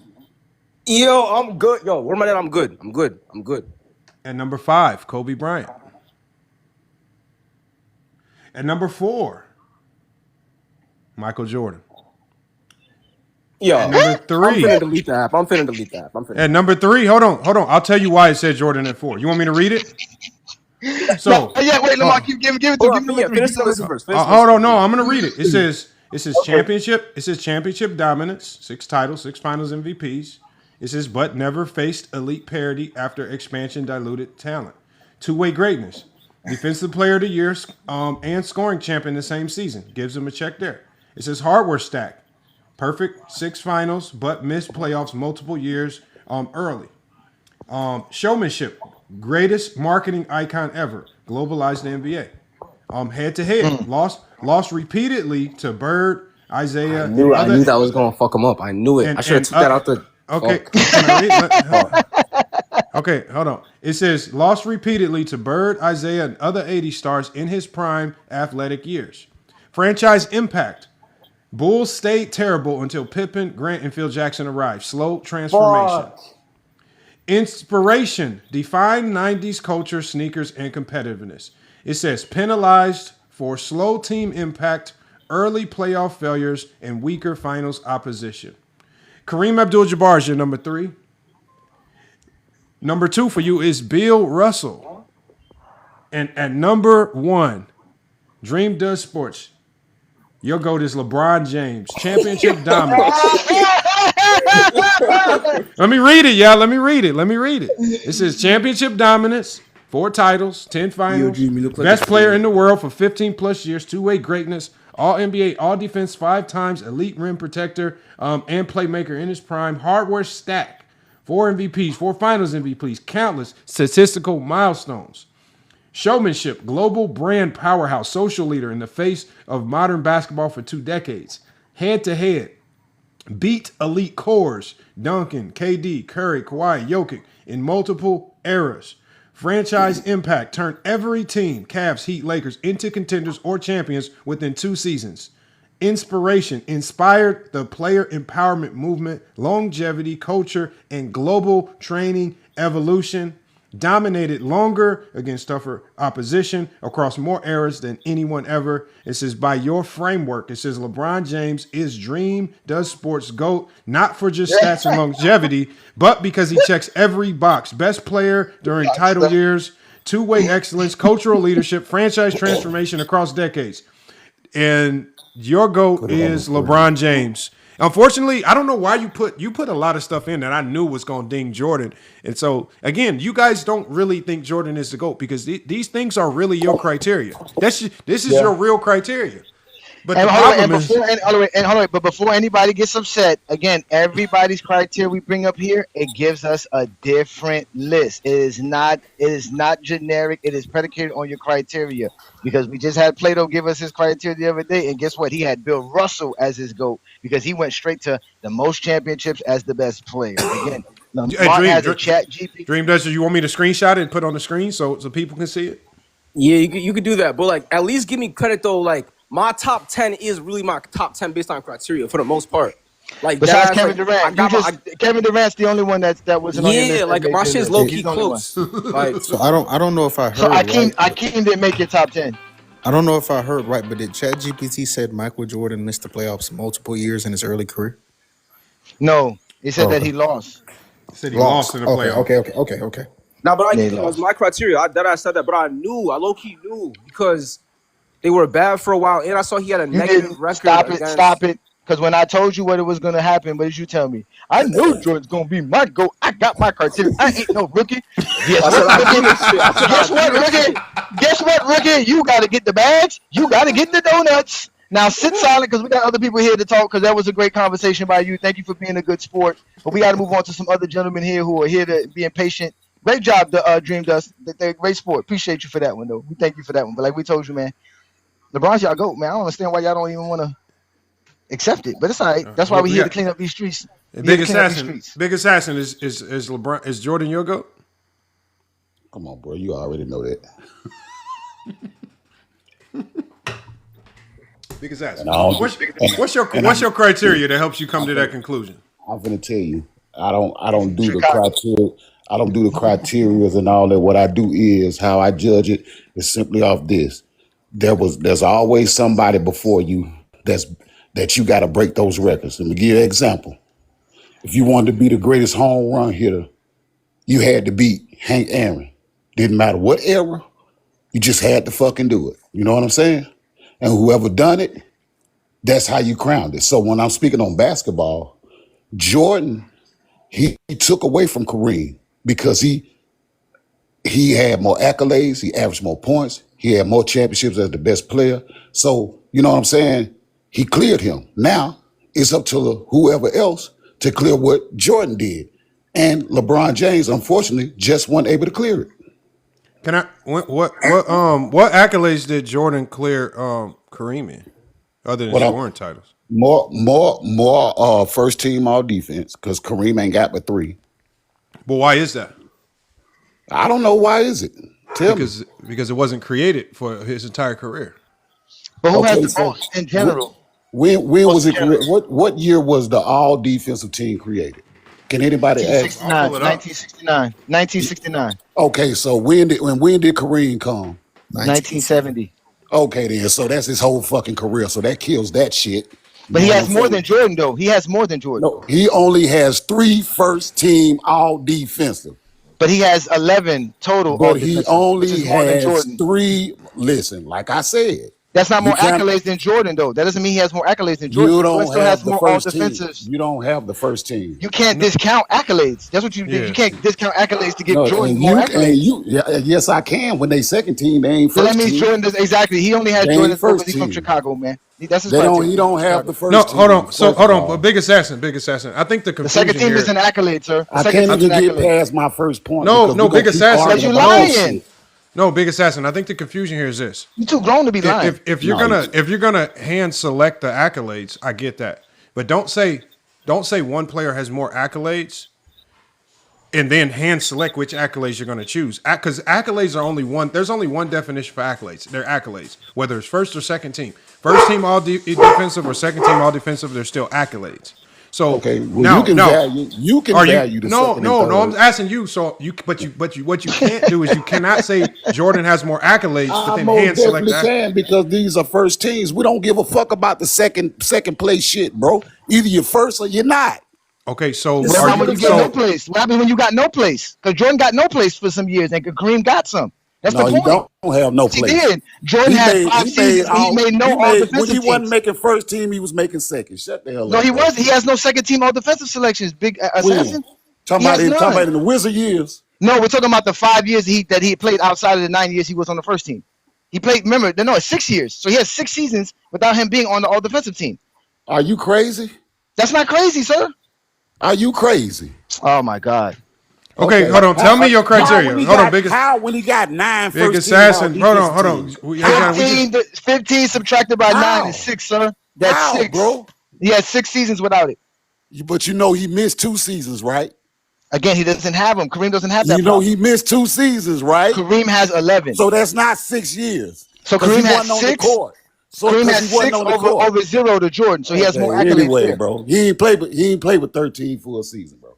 And he got 9 all defensive. So And that's he got 4 seasons. 11 He got all none. defensive. He That's got 4. 11 all defense and 9 first team.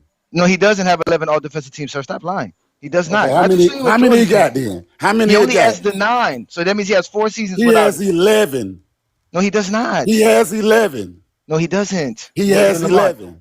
We gave him a chance. He's He upset has because you keep 11. cooking them, bro. This is the best they can do. They can get disrupted. Okay, so let's hear the rest of your criteria. Let's hear the rest of Let's hear the rest of your criteria. Like I said, he don't have a criteria, Lamar. Let's ask him. Let's ask him the question to see how much of a zesty Jeffrey is. No. He asked me a question. Let me talk. Big mouth. No. I think you made it easy. Let's just go down the checklist just so championships. Because we're gonna go down. There's no checklist. There's no checklist. I said what he did was surpass the previous GOAT. He got more championships than him. No, they got the same amount of championships. They got the same amount of championships, but Jordan got more final MVPs. Kareem ain't got but 2, maybe 3. I think he only got 2. So like he got a bunch of Robert who has more regular season MVPs? Okay, let's go to MVPs. He got more MVPs. So Kareem has more regular season MVPs, correct? Kareem got more MVPs. Okay, All-Star appearances. Who has more All-Star appearances? Of course he do. He played more years. Okay, so and then who has more all NBA selections? Who got more All-Star MVPs? I'm assuming if you count Jordan that, does. Jordan. Okay. Jordan does. He can count that, Lamar, but we can't count all defensive selections. Go ahead. Okay, so who has all defensive first team selections? They're both tied. Jordan. I told you, nigga ain't got but 3. Nah, he don't got. Kareem don't have as much as Jordan. No. I'm looking at he first doesn't. teams. Okay, you're talking about all NBA first teams. They tied at 10.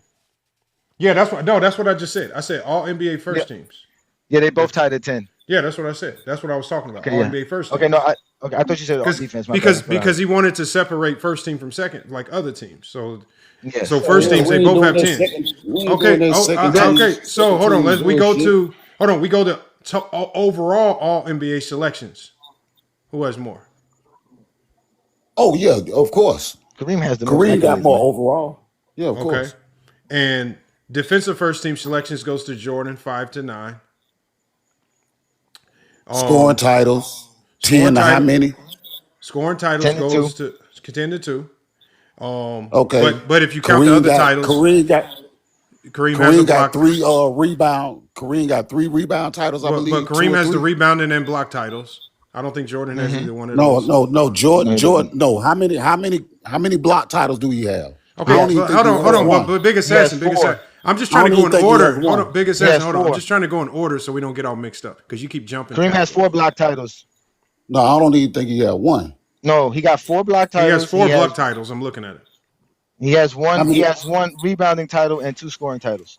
A total of 1. Okay. He got 1 rebounding title. Mm-hmm. Yes. And Jordan got 3 steal titles. Mm-hmm. And a depoy. Fake steals titles. Fake depoy. I don't give a damn if they fake or not. It's in the books. It's fake. It's in the books. We don't count it like you don't count argue with the NBA, my nigga. We don't count it. Argue with me. Argue with you. I'm arguing with you because that's your criteria. I'm arguing with you. My nigga. The NBA counts all defensive teams. That shit in the books. So it's the all defensive teams. So it's the all defensive teams. So it's the all defensive teams. So it's the all defensive teams. The steals is in the books. And so is the all defensive teams. Sorry. I know, but so is the all defensive teams. Sorry, my nigga. Yeah, but they second team. Exactly.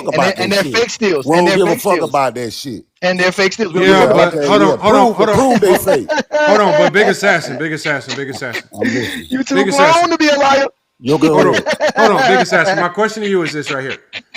Wouldn't defensive second teams, like for example, throughout NBA history, we've seen a plethora of players who can't even defend win steals titles. Yet, like Steph Curry and Magic Johnson. But yet you're willing to count steals titles. Wouldn't it make sense to count the defensive second teams is far more valuable than a steals title because it tells who's the better defender. So I think if you're going to be fair, it only makes sense to count the second teams if you're going to count something as frivolous as steal. No, it don't. Because you got to hear me out first. You got to hear me out. I said you got to count the second teams if you're going to count a metric as frivolous as steals, because we all know that anybody, even poor defenders like Iverson, Curry, and Magic Johnson, can win steals titles, and you're not even close to being an average defender. Hold up. So you're gonna tell me being able to get a steal, turning instant defense into instant offense, you don't value that? No, what I value you is don't all of a sudden getting turnover big assassin at a high rate. Don't nobody value big assassin, big assassin. Man, One thing, big assassin. Bro. Just you got to hear me out before you just start crying. So this is No, you got just one thing. because I know. I'm trying. Hold on. I'm one thing that I'm a defensive coach. I have the best defensive team in the country at my level. I think if anybody can talk about defense, it would be me. So one thing I know about steals is this: steals are recipient based. And the recipients of steals are typically the recipients of others' good defense. For example, the year that Iverson led the league in steals, look at the guys around him: Dikembe Mutombo, Aaron McKee, Eric Snow. Those were the elite defenders doing the heavy lifting that creates the deflections, that creates the disruptions, that allows Iverson to then get the steals. So the guys that are actually doing real defense, there's really nothing to credit the guys that are doing the heavy lifting on defense. So when Steph Curry led the league in steals, nobody with a brain is going to say that those steals were as valuable as Iggy or Draymond's defense or Andre Bogut's defense, because we know that those were the guys doing the heavy lifting on defense. His steals were a byproduct of others' great defense. That's how defense works, and that's what steals are. You collecting the ball is a byproduct of somebody else's great defense in most cases. I'm just giving you an explanation. One question, bro. Yeah, okay, what's your I heard question? your explanation. Let me give one question.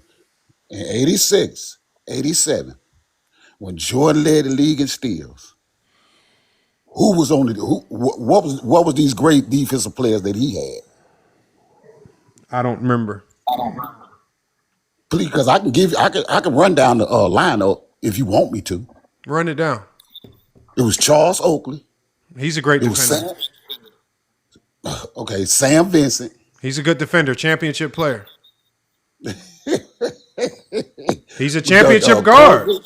Sam Vincent was a good defender. Corzine was a solid anchor.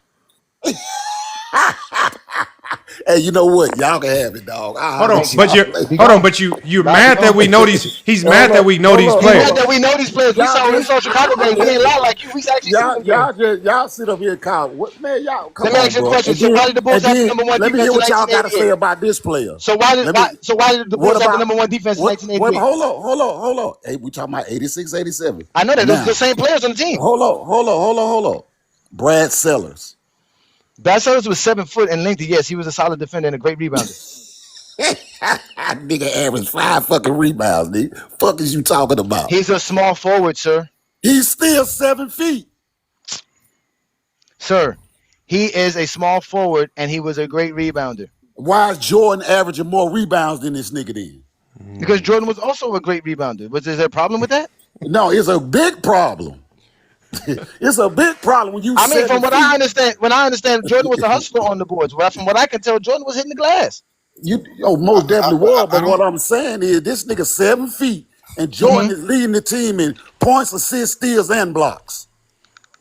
Again, just because Jordan is doing all that doesn't mean the other guys are not good defenders. Like Lamont said, these are things that Jordan is able to do because he has such great defenders around him. He able to do it because he great. Yeah, but we're not taking away from. Able to do it. Hold on, no, we're only talking about. I'm taking away from Jordan because he's count fake blocks and steals. Both of them. Hold on. Fake blocks and steals. Yeah, but hold on, he's conflating. That means he's not doing it. If he didn't do it, did you count him? Yes, I count him. Yes, I count him. I got him. Yes, I counted him. How many did he have then? I can tell you this right now. How many did he have that year? The Michael Jordan had that week in 87. How many did he have that year? In 87? Are you talking about 87? Yeah, how many did he have? Jordan had over 200 steals in 87. No, you counted them. How many did he have? No, I counted the games that I watched. I talk about the games that I watched, sir. You gotta remember, you don't watch the games. You just tell us you did, but we actually do it and show it on film. I told y'all it's a TikTok takeover, man. You can take that over there to them Jesse Jeffrey lives. You ain't taking over shit, bro. You ain't doing okay, so hold on. Big assassin. You got permission to get exposed. Like I keep telling y'all should listen to your clan leaders. And they say y'all don't come over here. Listen to your clan leaders. Listen to your clan leaders. They know better than you. Can I say something real quick? Yeah. Can I say something real quick? Yeah. No, hold on. Yeah, go ahead, Big Shot. Save him, Big Shot. Let them save him because they need help, Lamont. This is what they're here for, Lamont. even if you take away all the steals from his home games, he still led everybody in steals. Hold on. Let's just look so we don't talk about frivolous stuff. I don't care how many steals he accumulate. Hold on. If you let me finish, we can move past it. At the end of the day, in that season, I don't care how many steals you give him. You can double it for all I care. He's still not a better defender than Hakeem Olajuwon, who was robbed of the award. So at the end of the day, again, you guys, if you want to run to a statistical category like steals, but see how you downplayed it? No, I'm not downplaying it. I'm just talking about what I'm talking about is if we're talking, this all stems from either counting a defensive team selection, a second all NBA defensive team selection, versus Big Assassin wanting to count a steals title, and this all stemmed from what is indicative of a better defender, steals or being second team All NBA defense. To me, it's second team All NBA defense because we've seen throughout NBA history bad defenders win the steals title. You do not have to be a great or an elite or a good defender to win a steals title. You just have to be on a really good defensive team.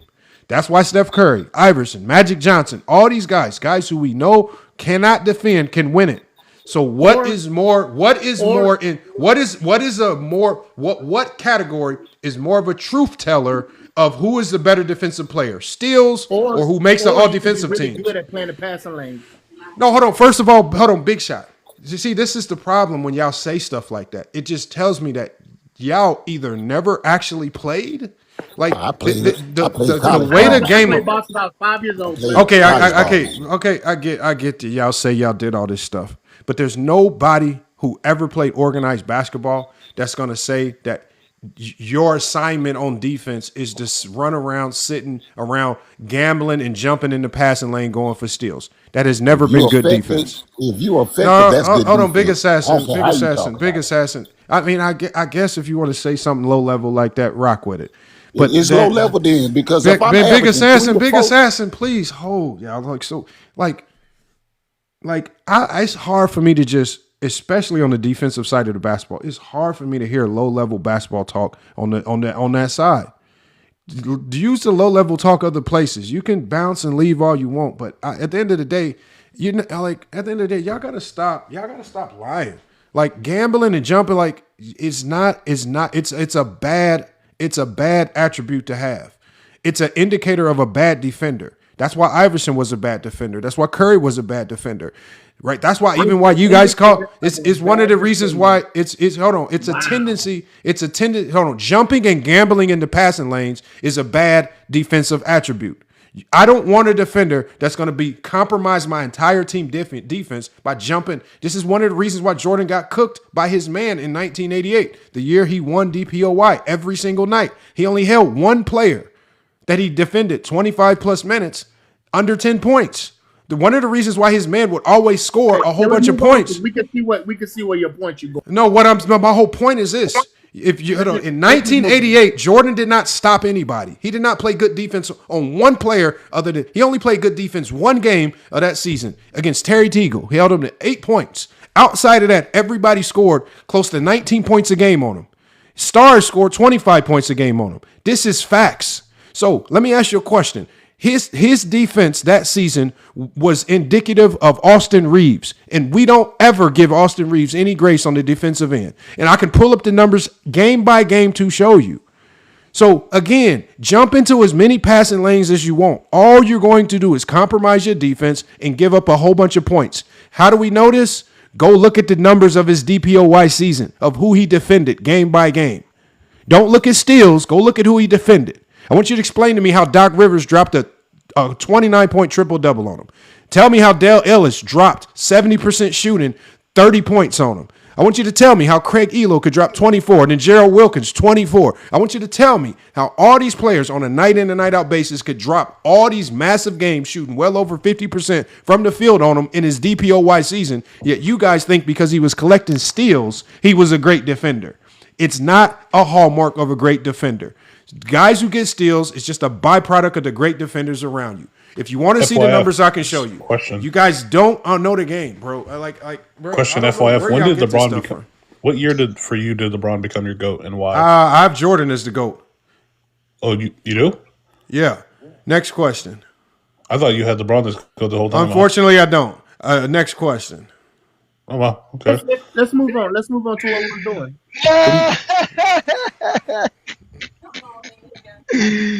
It's a TikTok takeover. All Zesty's advised. FYF. The next question not really, is because I mean, Go James, you had a statement, and I just told you, I gave you mine, and you never answered back.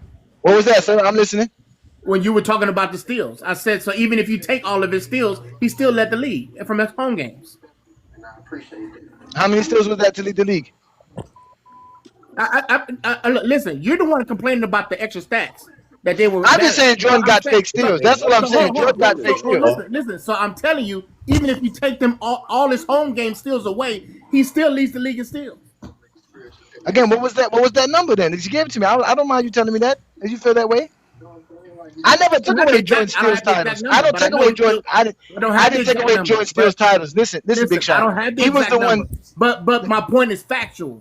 Okay, listen. I didn't say you were lying there. What I'm telling you is that Big Assassin came up here picking and choosing what accolades he wanted to recognize. Well, yeah, but I didn't say I agree with that. I was just talking about what. But I've always told people we don't never take Jordan's stats away from him. We always count Jordan's stats. We just tell you it's not enough. It's still not enough. Even with his 3 steals titles, he don't have more accolades than Kareem Abdul-Jabbar. That was a fabrication by Big Assassin there. That's the problem. So again, yeah, Jordan got his 3 steals titles. Jordan got his 2,500 steals for his NBA career. Nobody taking that from him. But I can keep telling you, it's still not enough. It's not enough. FYF, why do you have Jordan as your GOAT over LeBron? I'm just curious. Let's go through. I think you were going through everybody's criteria. Because my criteria. My criteria does it. What would LeBron have to do to be the greatest of all time over Jordan? What would he actually have to do? Do more things that would impact my criteria. What is that? I mean, I've done my criteria a million times over. I want to hear other people's criteria. If once we get through everybody else's criteria, if y'all really want to hear mine's again, we'll go through it again. Like for example, we can trade. Hold on, we can trade. Hold on, we can do this. We can trade criteria. Tell me your criteria that makes Jordan a GOAT. Pretty mine. But Janice said he had LeBron as the GOAT. No. I have Jordan as the greatest, and then LeBron as the best. But what my criteria is championships number one because I'm going by accomplishments. I think that when you have, I think LeBron's competition was harder in the finals, but when you have 6-0, I just think that trumps it. Just like okay, so you don't have to explain it unless you want to give context. I'm just gonna put it into my algorithm. What is your criteria? You said championships. Amongst other things, but championships is the biggest. And then what else? Okay, so championships is ways the biggest, not the only, but the biggest. Okay. What else do you have? Finals MVPs. Mm-hmm. and then dominance of the game, or impact. Okay. Any context you want me to layer with that? No. Okay, what else you got? And sustainability. Any context you want me to put there? Sustainability as far as no, go ahead. Just leave it at that. Okay. I mean, you probably should put something with that. Look at this. I'm about to block you. Y'all coming over here telling people to go to other people's lives. Go to other people's lives. Don't come over here trying to steal people that's watching us because you got, man, you know what, boy, you Zesties are something else. Boy, I tell you, boy. And he's doing it for Plato out of all people. Hold on. You got sustainability. What else you got? Yeah. I think that should be it for the majorities. And can you give GOAT James Kingdom your top 10? My top 10 of all time? Yes, sir. Oh, okay. Number 1, Michael Jordan. Number 2, LeBron James. Number 3, Kareem. Number 4, I'd say number 4, Magic. Number 5, Shaquille O'Neal. Number 6, Larry Bird. Number 7, Kobe Bryant. Number 8, Bill Russell. Number 9, Wilt Chamberlain. And number 10, Hakeem. Okay, so I got Jordan, Bron, Kareem, Magic, Shaq, Bird, Kobe, Bill, Wilt, Hakeem. I'm sorry. So please switch out Kobe with Bird. Yeah, and that'll be it. Yeah, no, Bird is in front of Kobe. He's No. you got No, I want Kobe to be in front of Bird. That's what I meant. okay, the 6. Okay, that's fine. That's Yeah, not I messed up on that. That's fine. That's not a problem. And this is Not too bad. Jalen talking, correct? I want to get the name. Yes. This is Jalen talking. Yes. Okay, so Who came up in here saying LeBron was his GOAT. Now he switched up on me. So I never said LeBron was my GOAT. I said I loved LeBron. I never said he was my GOAT. I'm going to summarize your criteria first. It says championships, and it says weighs the heaviest. Winning matters most. Being the best player on a title team and doing it repeatedly outweighs stats alone. Supporting cast and difficulty of path matter for context. It says finals MVPs. Recognizes who drove championship success. Dominance of the game. Impact. How much the player controlled their era stylistically, statistically. Includes how league or opponents were forced to adapt to them. And then sustainability. Longevity at or near the top level, including durability, late career productivity, and the ability to evolve and dominate across eras, systems, and teammates. And so at number 10, it gives you Shaq. At number 9, Kobe. At number 8, Tim Duncan. At number 7, Larry Bird.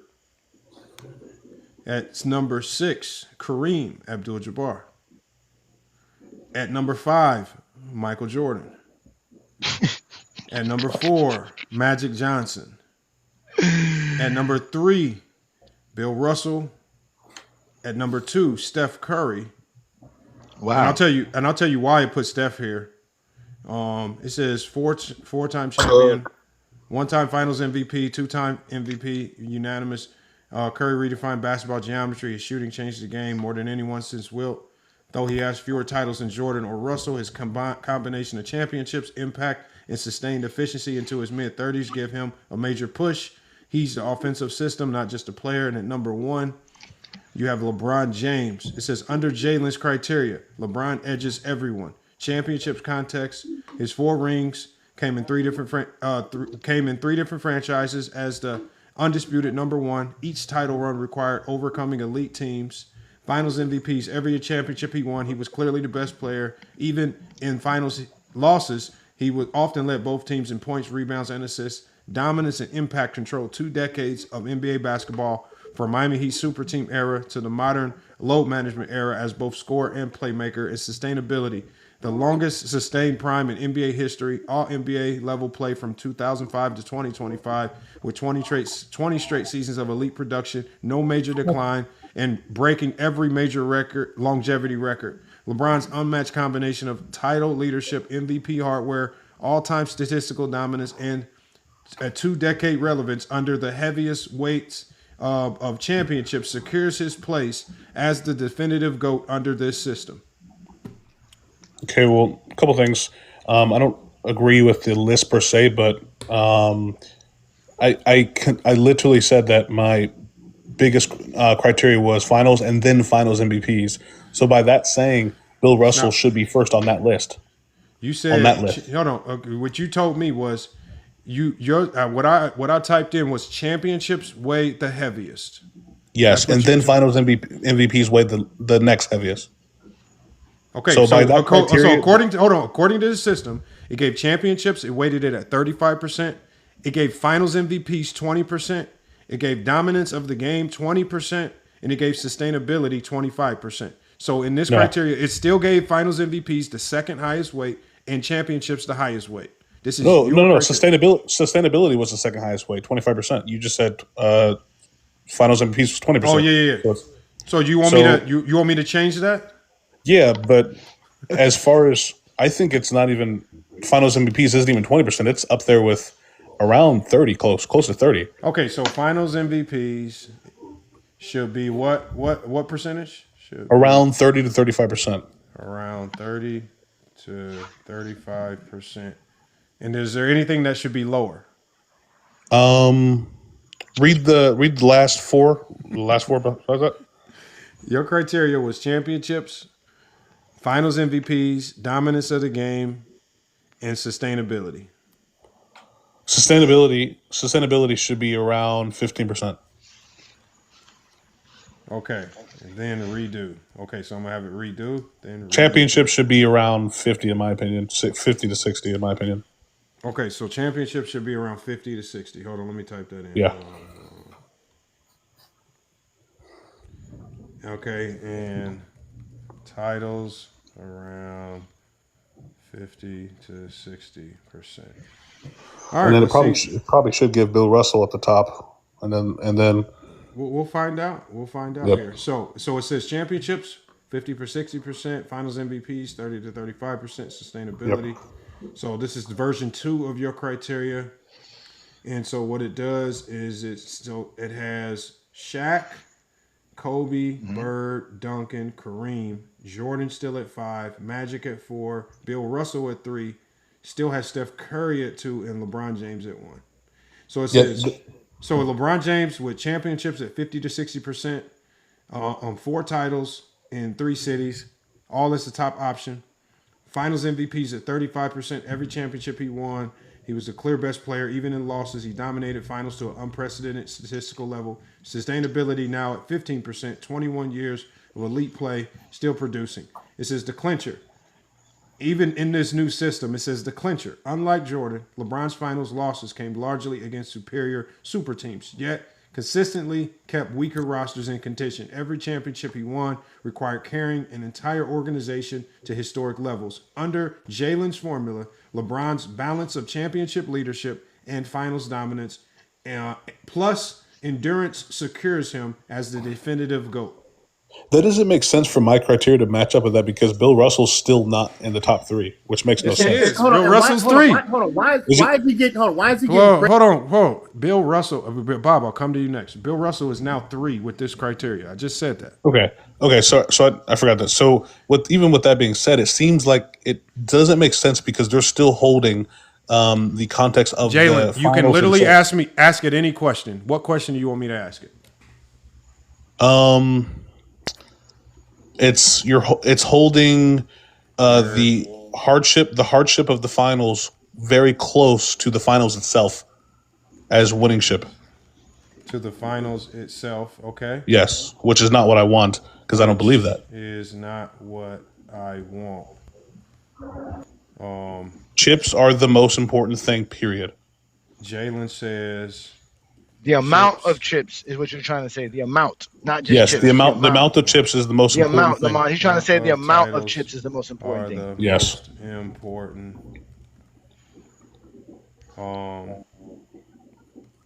Watch it bring up LeBron again. I guarantee it. No, it's not. It's just going to give me his thoughts. It's not, sir. So it says. Plato's this got him as Bill Russell as the GOAT. Everybody's criteria is different. It'll end up being LeBron because you guys actually appreciate greatness, and you guys name LeBron as your GOAT by your criteria. So what it does now is it talks about the strengths and weaknesses of this. It says this gives clarity. It says you're measuring greatness by tangible, objective results, winning championships. It eliminates narrative bias. No more over-crediting someone for almost winning. It said it aligns with how FYF. I'm reading, please. Please hold. It aligns with how players historically view greatness. It says the weaknesses. It says this can undervalue context. For instance, Bill Russell's 11 rings came in an 8 to 10 team league with fewer playoff rounds, while LeBron faced 30 team competition, salary caps plus free agents. Why aren't you just reading the list? Oh, no, there's no list. I'm just literally reading there's no new list. Why didn't it generate a new list? That's can I read it? Can I read?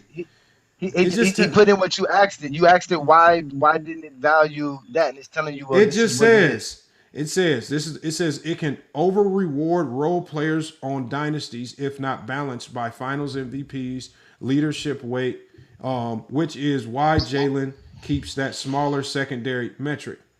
It says, so it tells you, it says it actually gives you a recommendation on how to balance this.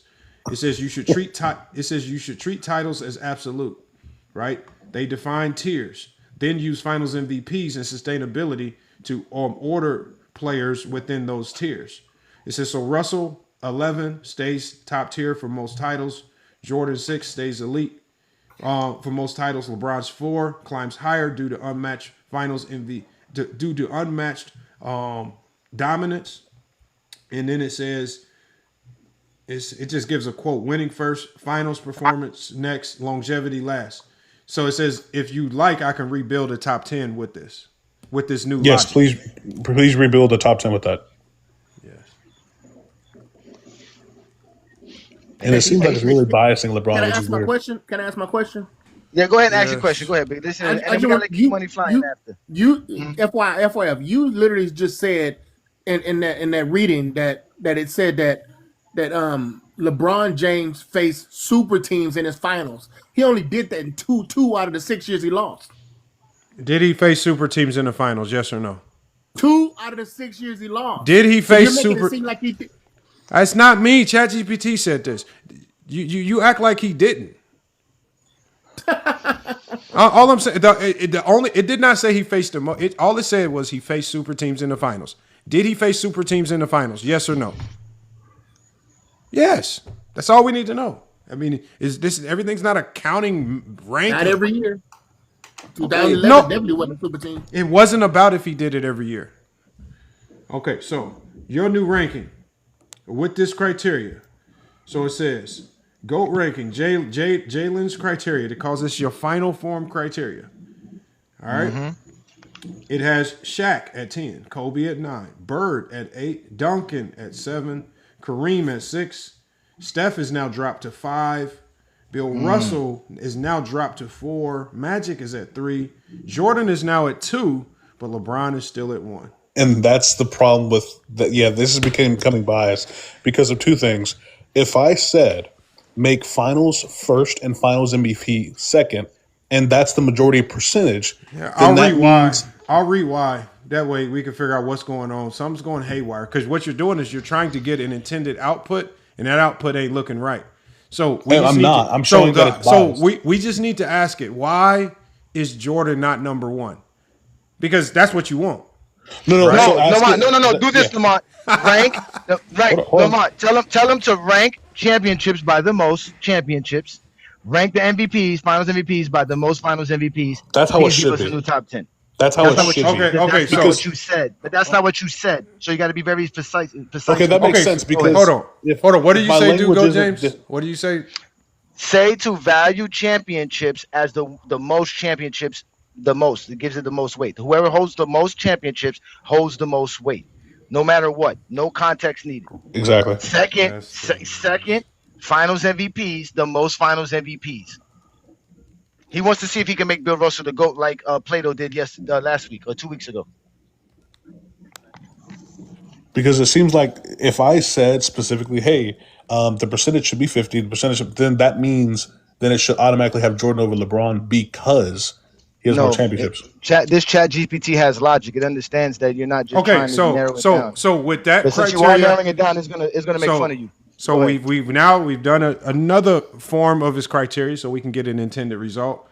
So what we have now is we now have Kobe at 10, Shaq at 9, Bird at 8, Tim Duncan at 7, Kareem at 6, Magic at 5, Jordan at 4. No, my bad. Steph Curry at 4. I looked at it wrong. Jordan at 3, LeBron James at 2, and Bill Russell is now your GOAT. There you go, Bill Russell. And then what it says right here, it says why Russell is number 1 under this ultimate formula. 11 championships, the foundation, led by the Celtics dynasty, best player, captain, 5 MVPs in an era before finals MVPs were given. So I think it counted his MVPs as what finals MVPs would be since the finals MVP award didn't exist. Because I think that's what hurt you as well with Bill Russell, where you put finals MVPs as your second highest criteria. I'm not worried about Bill Russell. Okay, it's about Jordan being under LeBron because hold on. So it's all about Jordan and LeBron. You know that. So that's what I asked you before. I said, should I just ask it why Jordan is so low, since it seems like your intended result, which is putting Jordan over LeBron, is not working. It doesn't make sense. You're right. It doesn't make sense. ChatGPT makes a lot of sense. It thinks well rather than use it. Okay. Hold on. Let me just ask it. Let me just ask it the magic question. Since you guys want to, all you got to do is just use your. Why is LeBron better than Jordan? Why are you putting LeBron ahead of Jordan? Why in this criteria Is LeBron still when we specifically said, so add when we specifically said that championships go by most. It's still counting the stability and the other. It says Jaden's. It says Jalen's logic formula. So it says this formula doesn't only reward total championships. It also that's what we asked it to. Okay, so I'm just reading it. Go ahead. Yeah, that's fine. You didn't even let me finish what I was saying. It said it rewards. It said according to this formula, it rewards those who led. It said rewards who led those championships, and to a smaller extent, who stayed great long enough to keep doing it. So even though Jordan has more titles, that makes no sense, bro. It's literally adding in this stuff. Okay, can I finish reading? So even though Jordan has more titles, 6-4, because you do have other elements of your criteria, when you plug in numbers, right? When you plug those numbers into a 65, 25, 10 weighing model, LeBron James mathematically outscores Jordan because of 100% Finals MVP conversion rate, longer elite career, and a wider leadership footprint across franchises and eras. So that's what it says. That's stability, sir. But that's the sustainability. Hold on. The problem is you said sustainability. And I told you, hold on. I told him before, I said, you need to define sustainability. And you said, you know what? I'm fine with that. I said, you need to define sustainability. I am fine with that, but the problem is... No, you're not fine with it because you keep getting mad at the results. At the end of the day, what you now have to do is, I told you need to play around with these... Jordan's not your GOAT. Look, hold on. That means you don't truly believe in sustainability because sustainability keeps dropping Jordan below LeBron. So you don't truly believe in it. No, I said I have championships over it. That means you must have Jordan. It doesn't matter. It just said mathematically. It has to include it. You can have it over it, but it still has to include it. It still includes it. He has it over Jordan. That's something Jordan doesn't have. And Jordan's championships is not enough to just be superior. He does have sustainability. He does. Not more than LeBron. Not more than LeBron compared but he to has the winning. More championships with way more. It's just like a final exam. Hold on. The final exam is worth winning that. Listen, Jalen, let me read this. Winning that Jordan has over LeBron is not bigger than LeBron's sustainability and the other aspect. The other 40% that you want to add, LeBron James has that way much more than. Then let me ask you a question. Let me ask you a question. If I had sustainability at 1%. Would Jordan still be number 2? Answer that question. Oh man, you didn't have it at 1%. Hold on. So no, we're gonna move on from you because we didn't ask you to come up with a fake criteria. We told you to bring your criteria that had Jordan as a GOAT. As we clearly see, Jesse Jeffries don't have. You have to move your criteria around just to get Jordan up there. Exactly. Hold on. So I wasn't detailed enough. No, what you did was what you've done is first you keep moving the percentages around just to find a way to get Jordan over LeBron. We got Bill Russell to number 1 for you. You're playing around with numbers. This is called. You know what that's called doing? It's called cheating. That's called Jordan's career is not enough. No, that's called Jordan's career is not enough. That's what that means. Jordan's career. Hold on. He gave me the mathematical. According to his formula, he gave me the mathematical breakdown. So I'll read the mathematical breakdown for him. So let me read this. Hold on. Damn, they complicated this. And it's like we don't know what complicated. Jordan's not enough. Lamar, you got to make things up. You got to be. These ChatGPT can be biased, absolutely biased. It's not biased. It's the most unbiased system. Then erase the memory. Then erase the memory and do it. I dare you to erase the memory and do it. I dare you. I bet you won't. Why are we gonna erase them? Hold on. Go James. Get out of here, Jalen. First of all, I can. First of all, I can literally ask it. Did you use it? This solely was based on your criteria, not a memory. So at the end of the day, it's only taking what you told it to do. That's not true. That's not how ChatGPT works at all. That is how it works. It can actually take what it can actually help bias. Hold on. Let's just ask it. Let's just ask it. God. Okay. No. Let's just ask it. Did you use your memory of past conversations for this criteria? Let me just ask it. Watch him say no, and then he'll prove his point. No, but because hold on. First of all, so now the robot can't answer. The robot's gonna lie. So now robots are gonna lie. Now they can lie. They literally can lie. They will bias you. That's oh my God. Hold on, Jalen. Just hold on. When we mute you, it's because we're trying to ask. We're trying to get to the question that you're asking. So hold on. Did you? Let him talk. Got it. Okay, he's the co-host. Retard. Come on. Exactly. I'm the co-host. I'm the co-host. GOAT James Kingdom. Write it down. Take a picture. Hold on. Did you use past memories or conversations? I know. I mean, you do need chat validation to feel better. I mean, because you're not doing too well up here. Exactly. Did you use past memories or conversations? Of course, it's your cult up here. That's why. I mean, I guess if you call it a cult. Can you please stay on mute? Stay silent. See, that's why I be kicking them. That's why I be kicking them. They don't know how to act, man. Did you use past memories or conversations to formulate Jalen's top 10? He'll say no, and then you'll have your answer right. What? Hold on. How do you know it's going to say no? Because you want it to say no. It's biased. Erase the memory, then do it. I dare you. You can. He said erase the memory. He said he wants you to erase the memory. Hold on. These guys are dumb. Hold on. This is how you. This is how you. ChatGPT. No. Hold on. This is how you know. This is how dumb they are. They think ChatGPT. This is how it operates. Like you just go in and delete. Like has a memory bank. Like the ChatGPT.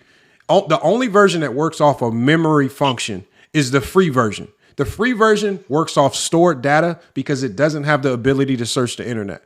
Any higher model, Jalen, that can search the internet or use something called plugins to access Basketball Reference, to access encyclopedias, to access other websites. Because what other websites did not want ChatGPT doing something. How much did you pay for ChatGPT? Hold on, please hold on and listen. How about y'all shut up and listen before y'all yell? So there's something called crawling websites. So this is what happens.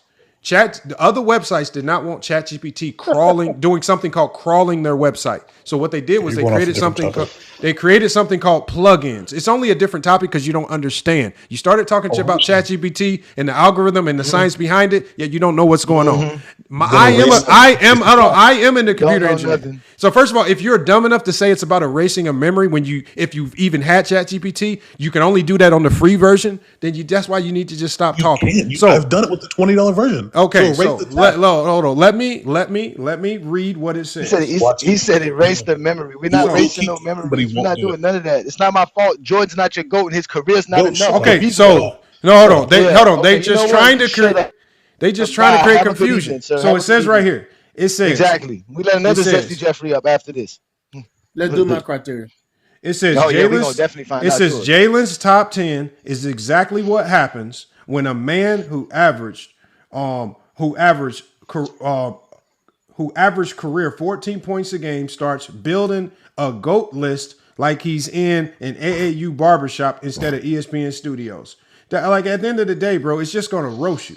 It says Jalen's GOAT math is like his defense. It's just gonna roast you because it's basically telling you to say that this is your criteria is factually based on things that we've said in the past is dumb. Because if he's used objective criteria like championships, there's nothing that I can type in that changes Bill Russell's 11 championships. There's nothing that I can type in that change. So at the end of the day, it sounds dumb to like you want the algorithm to erase basketball history just so you can get Jordan somewhere. You changed your criteria for it. First of all, he came up here and said, I have a criteria. If you have a criteria, you would have stood on it instead of changing it 5 times. So you don't have a criteria because you came up here and changed it 5 times. So let's hear Big Shot's criteria and let's see if Big Shot. Before you do that, Lamar, you got some members here that's been very patient. They want to get their take and they've heard a lot. Big Shot, please, if you can wait, bro. We have King Money Fly here. No big deal. I'm good. Yeah. Big King Money Fly was very patient. He's a member of FYF Sports. He so he deserves the right to speak. Go ahead, King Money Fly. I know you can't wait to speak. Go ahead, brother. I'm loving it, man. I can sit back. I'm loving this show, man. Like, it's just let you know how their criteria is not, solid. It contradicts everything they be saying. But either you can do my ChatGPT or you can go to somebody else. Like, you know what I'm saying? I ain't really tripping. I'm enjoying the show right now. I think it's laughable. Everybody keep crying about when it comes back, but they say erase the memory. Man, that's a classic, bro. I ain't gonna never forget that. Lamar, you actually asked ChatGPT to roast me. You did, didn't you? It's on King Money Fly. No, why you just real quick, Jay? Why you just keep coming up here blurting out shit like this is your live?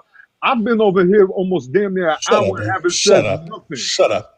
No, you shut up with your bullshit criteria. Shut up. Now you got to you could disrespect Johnny to a certain degree because I could take some blows, but you're not gonna disrespect people who actually pay Lamont to be here. So go ahead, one boy.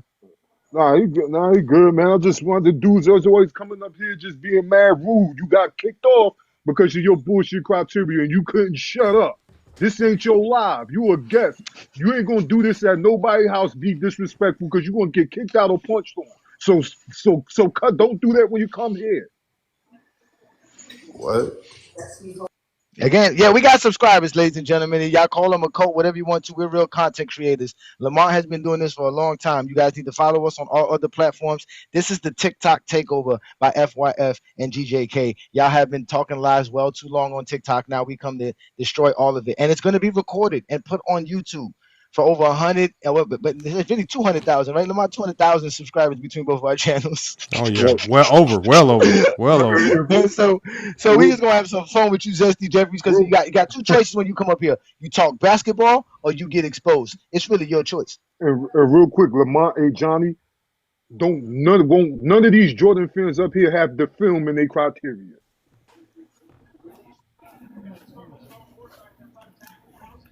You said the film? So yeah, meaning that whatever y'all say about Jordan, we don't see it in the film when we go watch the games. But go ahead, Big Shot. You want to take your chance with Chat GPT and see what it spits out for you? Just give us your criteria and be, like I said, be precise, be concise, because it's not gonna think like you. It's gonna think logically. Oh, So I'm you very gotta tell it precise. exactly how you want it to think. You understand? I know how it works. Okay, that's all we just need. Okay, so I'll be specific, man. That's all we just need. So my first part of my criteria is championship impact, winning at the highest level, and let me give you some detail into it. How central the player was in translating to success and championship culture, and did their leadership and mentality and performance directly translate into winning titles. Interesting. Okay, so what's next? Killer instinct and competitive mentality. Nothing that can be gauged. Listen, Nothing that can be measured. Let me finish. Now go ahead, Jay. I'm gonna be quiet. Let me finish. Okay, let me explain why that's in there. No, you don't have to explain why. Just you got to tell us the nuances of it. Because I'm about to tell you the nuances. Big Shot. Hold on, Big Shot. Before you say that, the only thing you have to explain is to Chat GPT so that it understands you. We right here, we dumb. We not as smart as a robot. So don't pay attention to nobody else. Don't pay attention to nobody else here. Yeah, just tell Lamont exactly whatever nuances you want. That's fine, but just make sure you're concise and give him a chance to type it as well. So go ahead, brother. I'll take my time. I'll repeat it. Killer instinct and competitive mentality, and my nuances are how relentless and uncomparingly was the player to the win, and did they elevate teammates through intensity or examples of leadership?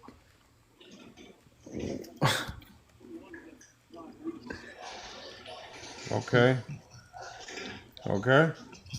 What else? Number 3 is era and dominance.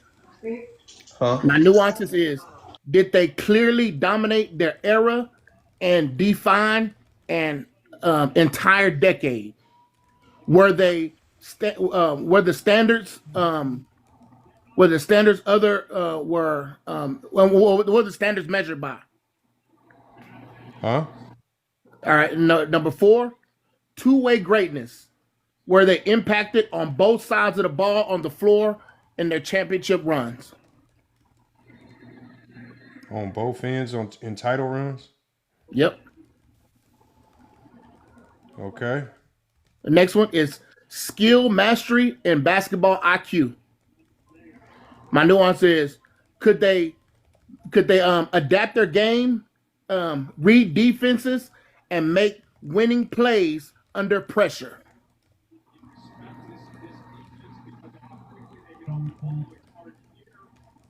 Okay. And lastly is legacy, influence, and consistency.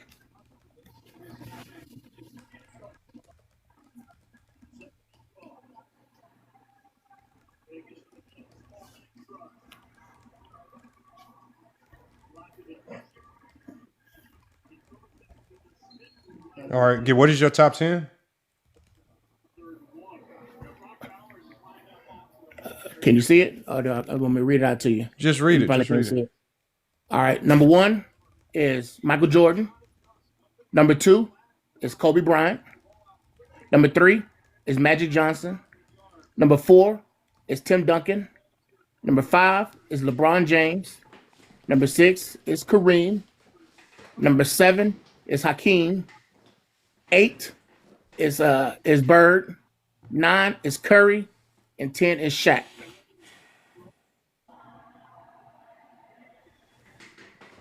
All right. So we got your list. All right, hold on. So at number 10, you got. Hold on, my screen is not loading. So at number 10, you got Kobe Bryant. And if you want to hear like an explanation for any player and why they landed where, just let me know and I'll read it. Oh, I want you to finish. All right. So at number 10. Oh, let me do your summary of your criteria first to make sure we have your criteria right, all right? So it says your core pillars, and that's what it calls it. It says championship impact centrality. Were you the reason your team won? It says killer instinct and leadership. Did you elevate teammates through competitive fire or accountability?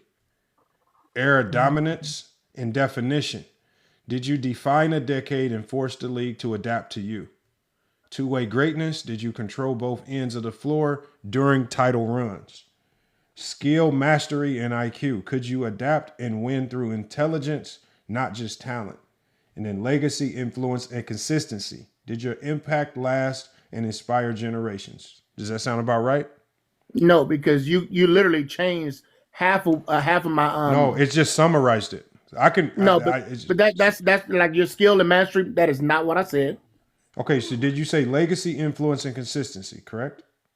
Yes, that was my last one. Yes. Okay, so skill and mastery, and you said skill, mastery, and IQ. So it summarized it as, could you adapt and win through intelligence, not just talent? What did you mean if that's not what it meant? Just tell me. Just tell me. Because I said, You could you adapt though? You did say something about adapt. I did say adapt. I said, could you adapt their game, read defenses, and make winning plays under pressure? That's kind of the same, but all right. No, it's not kind of the same. That's not. Is that what you typed in though, Lamont? Before it summarized? Yes. Hold on. I'll tell you exactly what I typed in. Hold on. I'll go back to what I typed in exactly. So I said under skill and mastery. It says I put skill and mastery and basketball IQ. Could they adapt their game and make winning plays under pressure? No, you got to put read defenses. Yeah, you didn't put read defenses. Okay, so hold on. Skill and mastery needs to be, and he said, so you said make winning plays under pressure. And can you read defenses? Under pressure and read defenses. I mean, I thought that would fall under IQ, but I guess just go ahead and finish it. Just go ahead and finish what you. No. I want you to finish doing what you were doing because I already know how this is going to end. Okay, so we got skill and mastery. Oh, I do.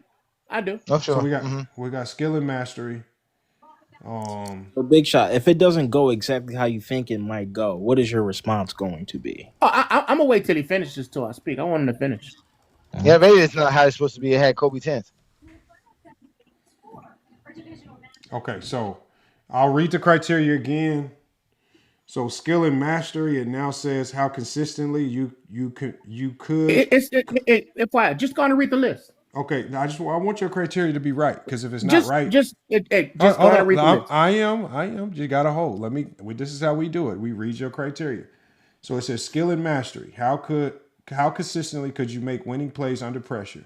Did you read defenses like a chess player and adapt when your plan failed? So it kind of added something in, but I guess it's similar. Then it says legacy, influence, and consistency. Mm-hmm. Did your leadership, mentality, and consistency shape basketball culture long after your career ended? Were you reliable in big moments year after year? Okay. So at number 10. So now that I've made that change, now it's changed your number 10. So now it says number 10 for you is Akeem Olajuwon. At number 9, Larry Bird. At number 8, Tim Duncan. 7, Shaquille O'Neal. 6, Kobe Bryant. 5, Bill Russell. 4, Magic Johnson. 3, Kareem Abdul-Jabbar. At number 2, you have Michael Jordan, and then number 1, you have LeBron James. And it says championship impact. It says the sole engine of every title he's won, brought 3 franchises to championships, all as their best player. It says leadership and killer instinct. Intelligent alpha leads through IQ, preparation, communication, and example. Transform teammate standards. And it gives examples, AD, Kyrie, and Bosh. It says era dominance. Owned the 2010s and the 2020s. 10 finals in 11 years. Survived every stylistic evolution. Two-way greatness. Defensive stopper in his prime. Guarded 1 through 5. Still elite playmaker and scorer at age 40. Skill, mastery, and IQ. The most advanced basketball mind in history. Reads defenses like a quarterback. Dissects double teams instantly. And consistently makes the right winning play under pressure. It says legacy, 20 plus years of GOAT level play, longevity, impact, and adaptability unmatched in any era. Changed player empowerment, the economics of stars, and redefined leadership. It says in the summary, LeBron James is the total basketball organism. Leadership, intellect, adaptability, and performance under pressure all in one. He's mastered every archetype: scorer, facilitator, defender, post player, floor general, and stayed at the top longer than anyone in NBA history. It says, under this framework, LeBron James is the greatest basketball mind and leader ever. He doesn't just win, he creates winning everywhere he goes. And so let me read for Jordan as well. So let me see why it says Jordan. Yes, go ahead, read for Jordan. So it says Jordan, championship impact, defined championship DNA, all 6 rings through him. Leadership and killer instinct, GOAT level competitiveness, willed teams to win through intensity and fear. Era dominance, owned the entire 90s, became the global symbol of basketball dominance. Two-way greatness, DPOY winner, relentless scorer, elite late game defender, skill and mastery. That's how you know it's not listening to anything I said. If it says elite late game defender. Skill, mastery, and IQ. Read defenders like prey, surgical precision under pressure, never folded in crunch time. Legacy, the most globally impactful athlete of all time, immortal cultural figure. It says, why not number 1? The reason why it dings Michael Jordan, it says retired twice during his prime, broke continuity of dominance. Leadership style, while effective, often alienated teammates. Shorter window of sustained greatness versus LeBron's 20 plus. It says summary, the greatest competitor ever, perfect peak, but longevity, adaptability, and leadership style fall short of number 1 under his own criteria. I think you done? Can I speak now? I believe, yeah, I'll let you go here in a second. Can I speak now? All right. So yeah, I'll let you go in a second. Go ahead. I said, I believe where your criteria did Jordan a disservice, the leadership and killer instinct. I just didn't. I don't think that was a necessary category. I think you just do Jordan a disservice because his leadership. I believe his leadership can be viewed in a multitude of ways. Obviously, a lot of his teammates don't have a lot good to say about it, but his teammates do like the results. So if you're talking about the leadership in and of itself, it's not teammate friendly. It does get the job done. It gave him credit for killer instinct. Can I speak now? When you go to skill, mastery, and IQ, yes, Jordan is 1,000. Jordan is 1,000% one of the greatest basketball minds. But I think one of the problems is I think LeBron is often looked at as the greatest basketball mind in NBA history. And then when you go to legacy, I mean, the problem with legacy is, yeah, Jordan has a hell of a legacy, but LeBron's like sustained legacy is just like to you when you're thinking about it from the sake of a computer, like how do you make sense of a shorter career with 2 retirements and that legacy being the same as somebody with the longest sustained dominance in NBA history? And so I think if you break it down fairly, I think your criteria, especially towards the end, started to give a lot of extra credit to LeBron James, and especially towards his longevity. But that was your criteria that did that. Can I go now? Yeah. Can I speak? All right. So first of all, this whole list and criteria, I got off ChatGPT. Yeah, I know. Yeah. I got this whole list. The whole list was made from ChatGPT. Yeah. From the criteria that ChatGPT gave me to make this list. Okay. So I know exactly what you're doing to keep LeBron ahead in all these conversations. I tell you what you can do for me is I know you're able to put your screen live on the thing. Why don't you type in what people are saying live on the screen? I can. Here, let's see. I can. You're going to have an excuse after you put your criteria. No, because hold on. Listen. Hold on. Listen, I let him talk. I let him get it all out. All I'm saying is I did this on purpose. Hold on, y'all. I'm gonna share my screen. I bet you did. I did this on purpose. Because he set the there trap. There is no way you're putting everything everybody's saying in. Yeah. And get Okay. So since he said that, y'all, let's just show him. May I? Let me finish. I let you finish. Let me finish. Please, Bob, please. My name ain't Bob. Yeah, whatever it is. Okay, your voice is so high pitched. Hold on, we're just gonna share my screen. Hold on, let me. Hold on, please. You said I'm doing something crafty, so let's just share my screen. So hold on, let me put this in front. I know exactly what you're doing. Okay, then let's just show everybody. Mute up, so we can show everybody. I don't have it. You think I have an issue with sharing my screen? I know what you're doing. No, but I know. Oh, okay, Brad. Okay, scientist. Since you know everything, we gonna show us. You didn't know enough. Just like Jordan career ain't enough. You came up here and really gonna get yourself embarrassed now because you think we out here doing the trend. That's what y'all do. That's what y'all do. No, because we're tired of hearing you talking. We don't do phony people stuff. We went word for word, and your word says LeBron is your GOAT. Accept it, brother. Accept it. Stop being upset. I finished my point. There's because no point. We're lying, and we're not lying. Thank you. Hold on. So, hold on, y'all. Y'all see the screen here, right? Mm-hmm. Who the hell does it say his GOAT is? Hold on. It says number 1. Like, y'all think I give a damn about where y'all criteria is? And if you say I left something out, let's just scroll up. Let's start from the beginning. No, let's see. Let's see it. What do you think I'm doing? Are you like what? Like, what do you think I'm doing? I'm about to go up to it. Bro, like I told you, these kids they got ADHD or something. He erased everything. What do you mean I erased it? It's right here. Look, I'm scrolling. Look, there's nothing erased. We're gonna start from the beginning. Oh Erase my god. Oh my god. Erase everything. He can show you everything. Come on. Okay, hold on, y'all. Hold on, y'all. Don't erase it. What do you mean erase? He didn't erase it. It says his GOAT. I'm not erasing this because I'm locking this in. I never erase what y'all say. I keep this locked in so y'all know. So it says on the screen right here, his GOAT is LeBron. Y'all see it right here. Number 1, final verdict. What did I say? What it said? It said, final verdict. LeBron James is the greatest basketball mind and leader ever. He doesn't just win. That's your dumb criteria because you put all this IQ stuff. Like, so we got LeBron, Jordan, Kareem, Magic, Bill Russell, Kobe, Shaq, Tim Duncan, Larry Bird, Hakeem. This is big shot Bob or whatever your name. This is your criteria. We even got your criteria summarized right here. It says your criteria summarized because you kept changing it. Championship impact, killer instinct and leadership, era dominance, two-way greatness, skill and mastery, legacy, influence, and consistency. This is all your criteria.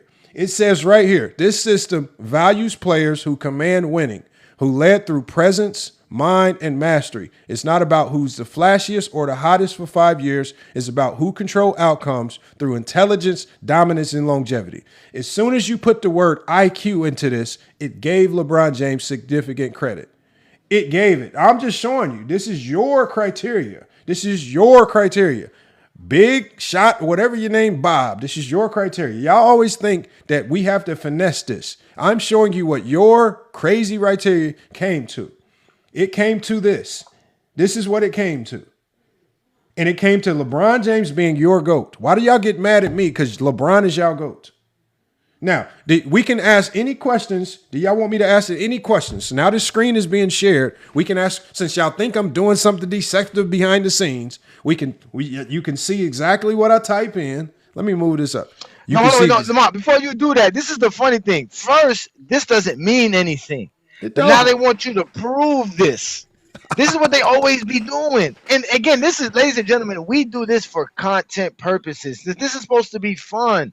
Because every time we do this, as soon as we reach a Zesty Jeffrey, it is a straight scientific formula for the GOAT. It's never something simple.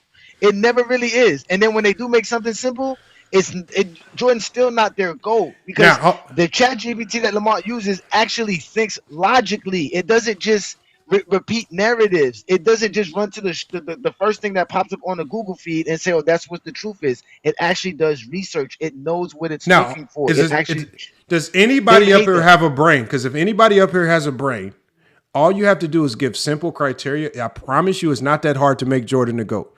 Every time these weirdos come up here and they give this long encyclopedia type criteria to try to make Jordan the GOAT, it always backfires.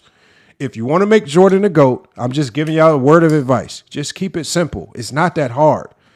Doing all this finessing, skill, IQ, mastery, silliness, all that's going to do is favor LeBron. This man just came up here and said skill, mastery. He said IQ and all. Bro, who? I saw it coming a mile away.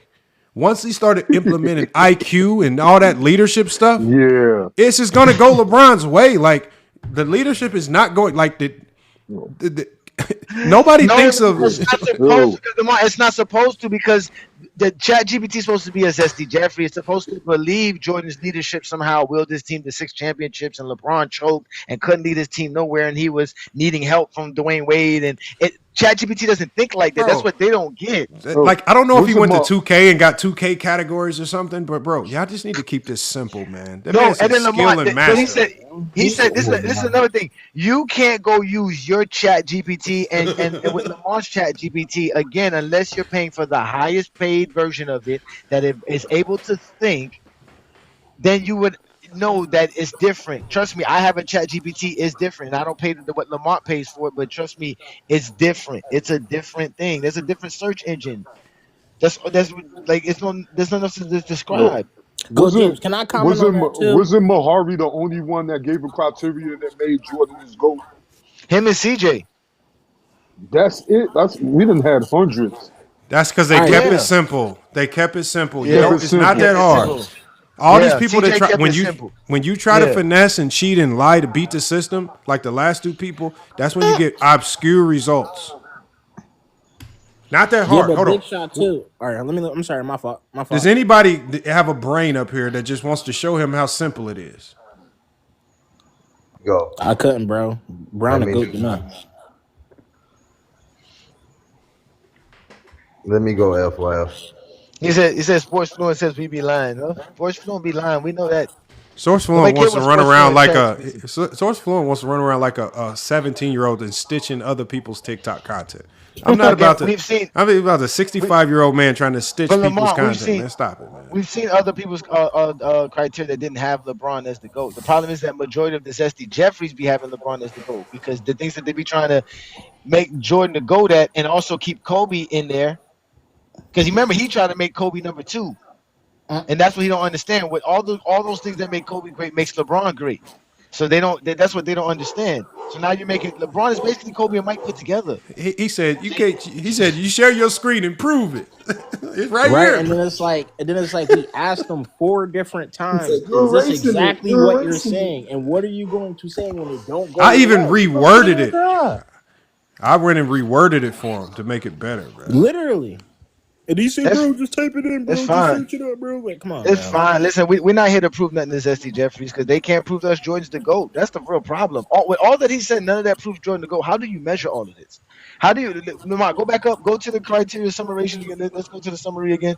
Let's look at the summary of his criteria. Let's start with the first part. Let's start with the first part of it. No, yeah, go above that. Go above the top 10. Big shot. Him doing it live won't change nothing, bro. Oh, here it is, right there. Okay, here we go. All right, so what is it? The first one says, it says championships, impact. Championship impact, centrality. And it says, did you define championship success? Were you the driving force behind a title team or an interchangeable piece? How much of the culture and outcome came from you? There's no other person that had more impact than LeBron, because every time he left his team, what happened? They plummeted. Like, you cannot start putting this stuff in, and it favors but that's LeBron. what I'm saying. None of that is gonna make Jordan outweigh everyone. That's what they fail to realize. They think by putting that makes Jordan outweigh everyone, but they don't understand that evens the playing field for Jordan, because they don't. Again, we already saw Big Assassin come up here and tell us what he count and don't count. That's what they do. They count and don't count things. So when we're talking about the greatest players of all time, and we're using these attributes to make somebody the greatest, ChatGPT is not going to do that. They're not going to say, well, some people have this greatness, some people don't. They're going to say, no, all these guys have the greatness to a certain degree, and it's like Lamar said, it checks the box. How much of it, and they put it there. And when you go down the line, what's the next one? Killer instinct and leadership mentality. Killer instinct. Leader mentality. That goes down the line. That's for Bill Russell. That's for Magic Johnson. That's for Kobe. That's for LeBron. Like, there's so many players you can add that attribute to. So, like, Jordan doesn't have that over everybody else neither. But they think that gives it to Jordan because, again, they don't see other people's greatness. ChatGPT does. Go ahead to the next one. And then it says era, dominance, and definition. Era dominance. Every player dominated an era. Like, I mean, like, how can we not? Kareem dominated his era. Dr. J dominated his era. Bill Russell, Jordan, Bird, Magic, Kobe, Shaq, LeBron James, Stephen Curry, Joker, Giannis. How do you separate Jordan from all these great players with this criteria? There's no real separation. Jordan is not that much greater in it. Again, they don't recognize other players' greatness. That's why Jordan. What's the next one? Isn't there another one? Skill, mastery, and IQ.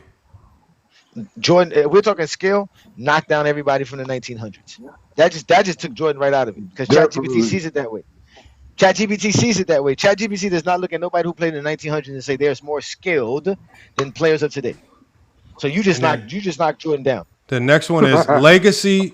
The next one is legacy, influence, and consistency. Again, another attribute that Jordan can't separate himself from multiple players beyond LeBron James. So when you add all of these numbers and LeBron James probably gets 100% across the board and Jordan don't get 100% across the board, guess what? LeBron's your GOAT. You had Jordan second. At least Jordan wasn't 6th and 5th and 4th on your list like the other ones. Bro. He was at least second. I said a trap. He said, bro, no. Well, here's the thing. Me and Johnny both know this. This is the one thing everybody needs. I can type the same thing in the ChatGPT in different prompt boxes 10 different times, and it can give 10 different answers. Unfortunately, we only going 1 for 1 with this thing. I'm taking the first answer that it gives, right?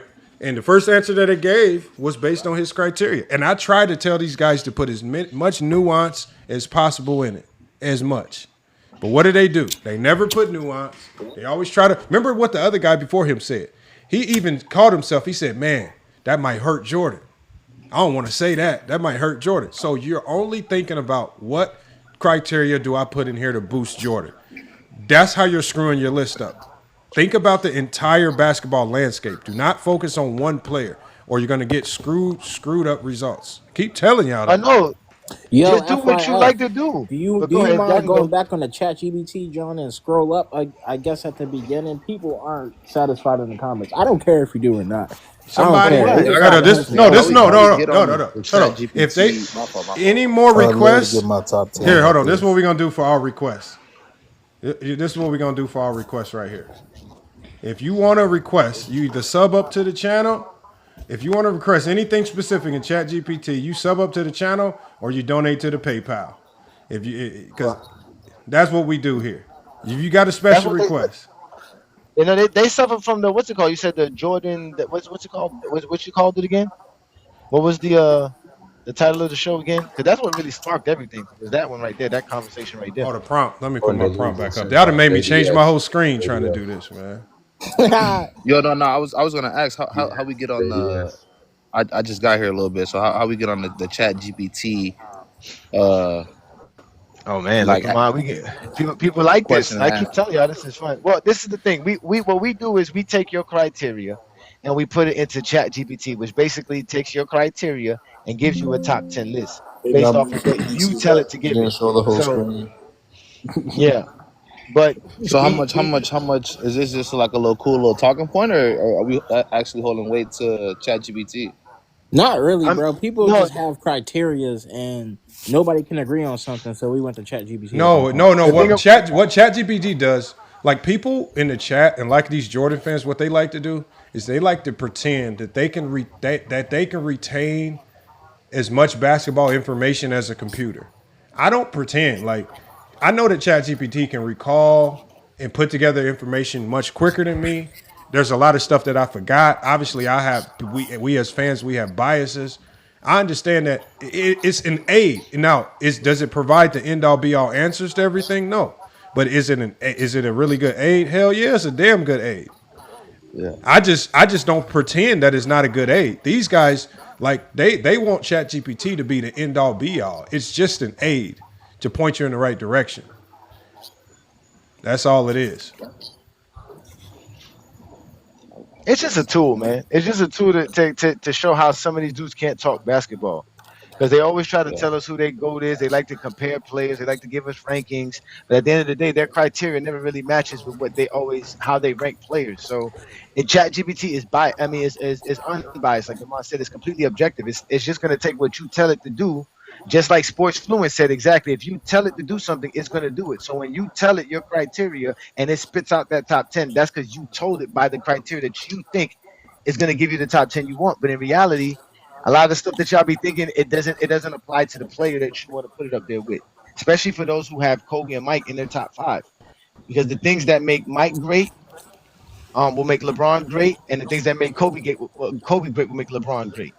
And they're not gonna hold nobody for nothing. They're just gonna be very honest with everybody's career. Hey, Go James, what criteria do you think that these people put in to get LeBron out their top six? It's impossible. The more you Like, try, the more he goes saying up. it, I've seen too many on here say that You LeBron's not top can't, bro. You, six. you can't because LeBron accomplished it. If you talk about stats, you're gonna talk about LeBron. If you talk about legacy, you're gonna talk about LeBron. At the end of the day, everything that we talk about that's considered That's great, what I'm LeBron's saying. gonna score high in Chat GPT because Chat GPT doesn't hate LeBron. It doesn't discredit LeBron. Exactly. Yo, Go James. I got a question real quick, yo. So my my pops be on the my pops is all ball. You feel what I'm saying? And so he be kind of like I'm a LeBron fan. I'm gonna start there, right? Stop So I lying, come Hold on, bro. in. hold on, Stop wait a minute, lying, man. hold on, Yo, stop, he's stop, stop, lying. stop. Yo. Hold on, wait. Don't come here and tell us stuff like that because that's not fair. Because first of all, if you really his son, he wouldn't approve of you coming up here talking like that. No What do you way. mean? I'm asking a real question. Like so my pops don't control me. You feel what I'm saying? And I'm honestly, I wouldn't even say honestly. If you ever listen to the chat, you feel what I'm saying? Me and him talk, like me and him go at it with this. Like we was doing this before he was on TikTok doing it. You dig what I'm saying? So like I know he be going. I don't even know who everybody is who be going at, bro. So like we not, you feel me? We gonna keep it respectful. Like I said, that's my pops. I'm not on here like trying to go to bat for him with y'all. Like I said, when I'm going at him in his chat, bro, it be one LeBron fan versus a bunch of Jordan fans. You feel what I'm saying? So like my question is, you feel what I'm saying? This is just, you feel what I'm saying, to go maybe even a host.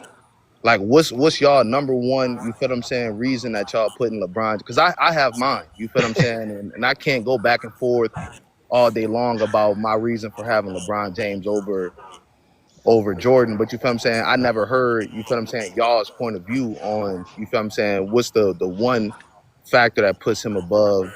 I don't. And y'all probably said this Well, before, so forgive me for for, me, you feel what I'm saying? quickly, I don't have no one criteria. I have 5 points of criteria. They're all weighed equally at 20%. And if you check enough boxes, you'll get to the top spot. It's not about one thing. And it's not even about having somebody at the top. I mean, if my criteria had Bill Russell at the top, he would be at the top. My criteria has what it has. And I think GOAT James Kingdom, he has one of the best criteria I've seen as well. But his criteria lands with what it lands with. Like we're not running around trying to shape our criteria just to have a specific person at number one. That's just how it falls. Yeah. To be honest with you, like I tell people, my criteria is always the same thing. It's stats, accolades, and achievements. When I say stats, we're talking about your career averages and your career totals, including the regular season and postseason.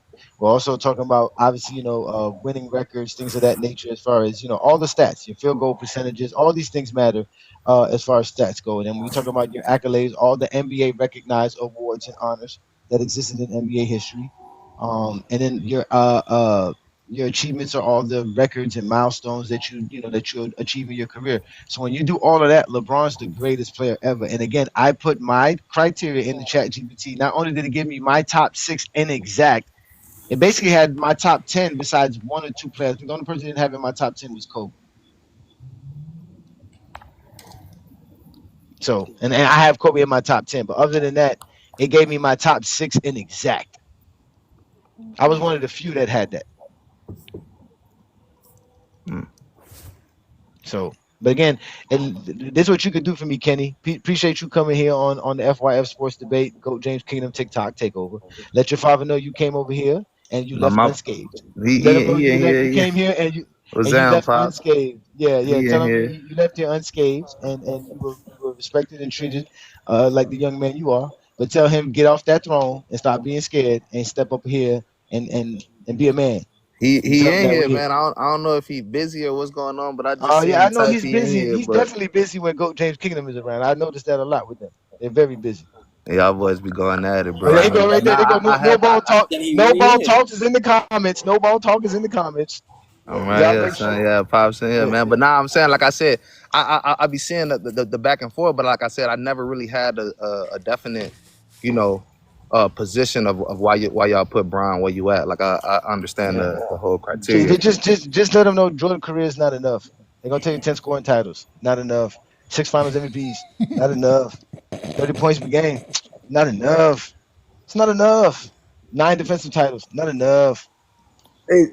So where do you put him at? What do you put him at then? If I know it's not enough. Jordan's number 5 on my list. Jordan's number 5 on my list. Number 5, okay. Number 5. Hey, hold on. Your list is based on criteria. Kenny, to simplify for you, my criteria. The one thing that you will learn once you start studying this is that Jordan got elevated to GOAT status well before he accomplished anything. And his fans, I say that a lot. His fans left him there. And his fans left him there not realizing that even after his career was completed, it didn't match up to Kareem. It didn't match up even to Bill Russell's. Like, as far as some of the things that we look to. I mean, he had a hell of a career, but they elevated him so quickly and they put him at the top of the totem pole so quickly that, and then with him retiring so much, it just took prime years away from him where he could have been really adding on to this, really building up a real resume to get to the top. Because the GOAT status is about your resume. It's not about feeling. It's not about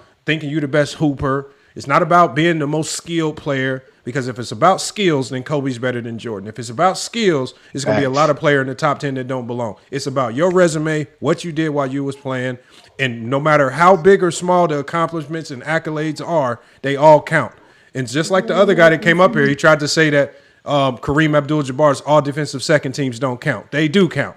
Everything counts in this conversation. You don't get to pick and choose what can count and what don't count. And that's the only way Jordan fans really try to wiggle Jordan higher or where they try to at least make it so it's not a debate is because they say, well, those accolades you got over there don't count. I know. Unfortunately, it's FYF Sports. King Rocks, if you can't handle it. You can't talk no ball. Hey, I was just about to say, man. I see my pops had came up. I don't know what they want me to do. Now your daddy. Now I won't promise you. Your daddy show up here. He won't walk out of here unscathed. That I won't promise you. That's what I won't promise you. Hold on. Did you kick him? Did you kick him or did he leave? Because he was here for 2 seconds. No, I didn't kick him. He got mad. Come back up, pops. Come have. I didn't kick him. Why would I kick him? Matter of fact, I was ready to walk away so I can go because I got to get to bed. I got to get stuff to do. But at the end of the day, bro, shout out to No Ball ball talks because we know no balls talk because only talk about Johnny, and I don't know why he wake up in the morning talking about me and he be in his bed making videos about me. I don't understand. And Kenny, look, Kenny, I'm gonna give you an example. Do you see Big Shot Bo, his comment where he says LeBron's flops 07, 08, 2010, 2011, and 2015? Yeah. See, the problem with that is 07 's still an accomplishment. What LeBron James did to the Detroit Pistons in 07 will always be remembered as one of the greatest playoff moments in basketball history. LeBron James in 2011, right? First year with the Miami Heat, getting to the NBA Finals. I've never seen a team get to the finals and everybody say, "Oh, that's a complete failure." No, getting to the finals is an accomplishment. Right? It goes down that you won the Eastern Conference that year. It's an accomplishment. So at the end of the day, what they try to do is they try to take things that are typical accomplishments to other players and make them not accomplishments for LeBron. Because Reggie Miller, I guarantee you, the fact that he got to the finals, even though he lost, we give him credit. Allen Iverson versus Kobe, he got to the finals, they lost, we give him credit. Let's not wiggle around to LeBron and all of a sudden getting to the finals don't mean nothing. It means a lot. But again, you're going to deal with a lot of people having to pretend. They're going to have to pretend that getting to the finals means nothing. They're going to have to pretend that some of the things he did in the playoffs were nothing. They're going to have to pretend that he didn't go up against significant competition. They're going to have to pretend that he didn't face significant super teams and was outmatched in a lot of those. They're going to have to do a lot of pretending in these conversations. And that's what you're going to have to deal with. And that'd be the most frustrating part when you're talking LeBron James versus anyone else is the volume and the amount of pretending that people have to do when they talk about LeBron James. Can we not pretend that he didn't play bad in that Detroit series besides that one game you're talking about? That's a lie. Oh, then let's talk about it then. Talk about it. We watched the games. Let's talk about it. Hold on. Let's do you one better. Why you cutting me off? Because I'm gonna do you one better. Tell me what game to pull up and we'll play it. We can just talk about the stat. We can tell me the no. Okay. We watch the game over here, Playboy. We don't talk stats, Playboy. Play the last game. What game? Okay, let's play the last game. The game 6. Okay. Show how LeBron was getting the dishes off.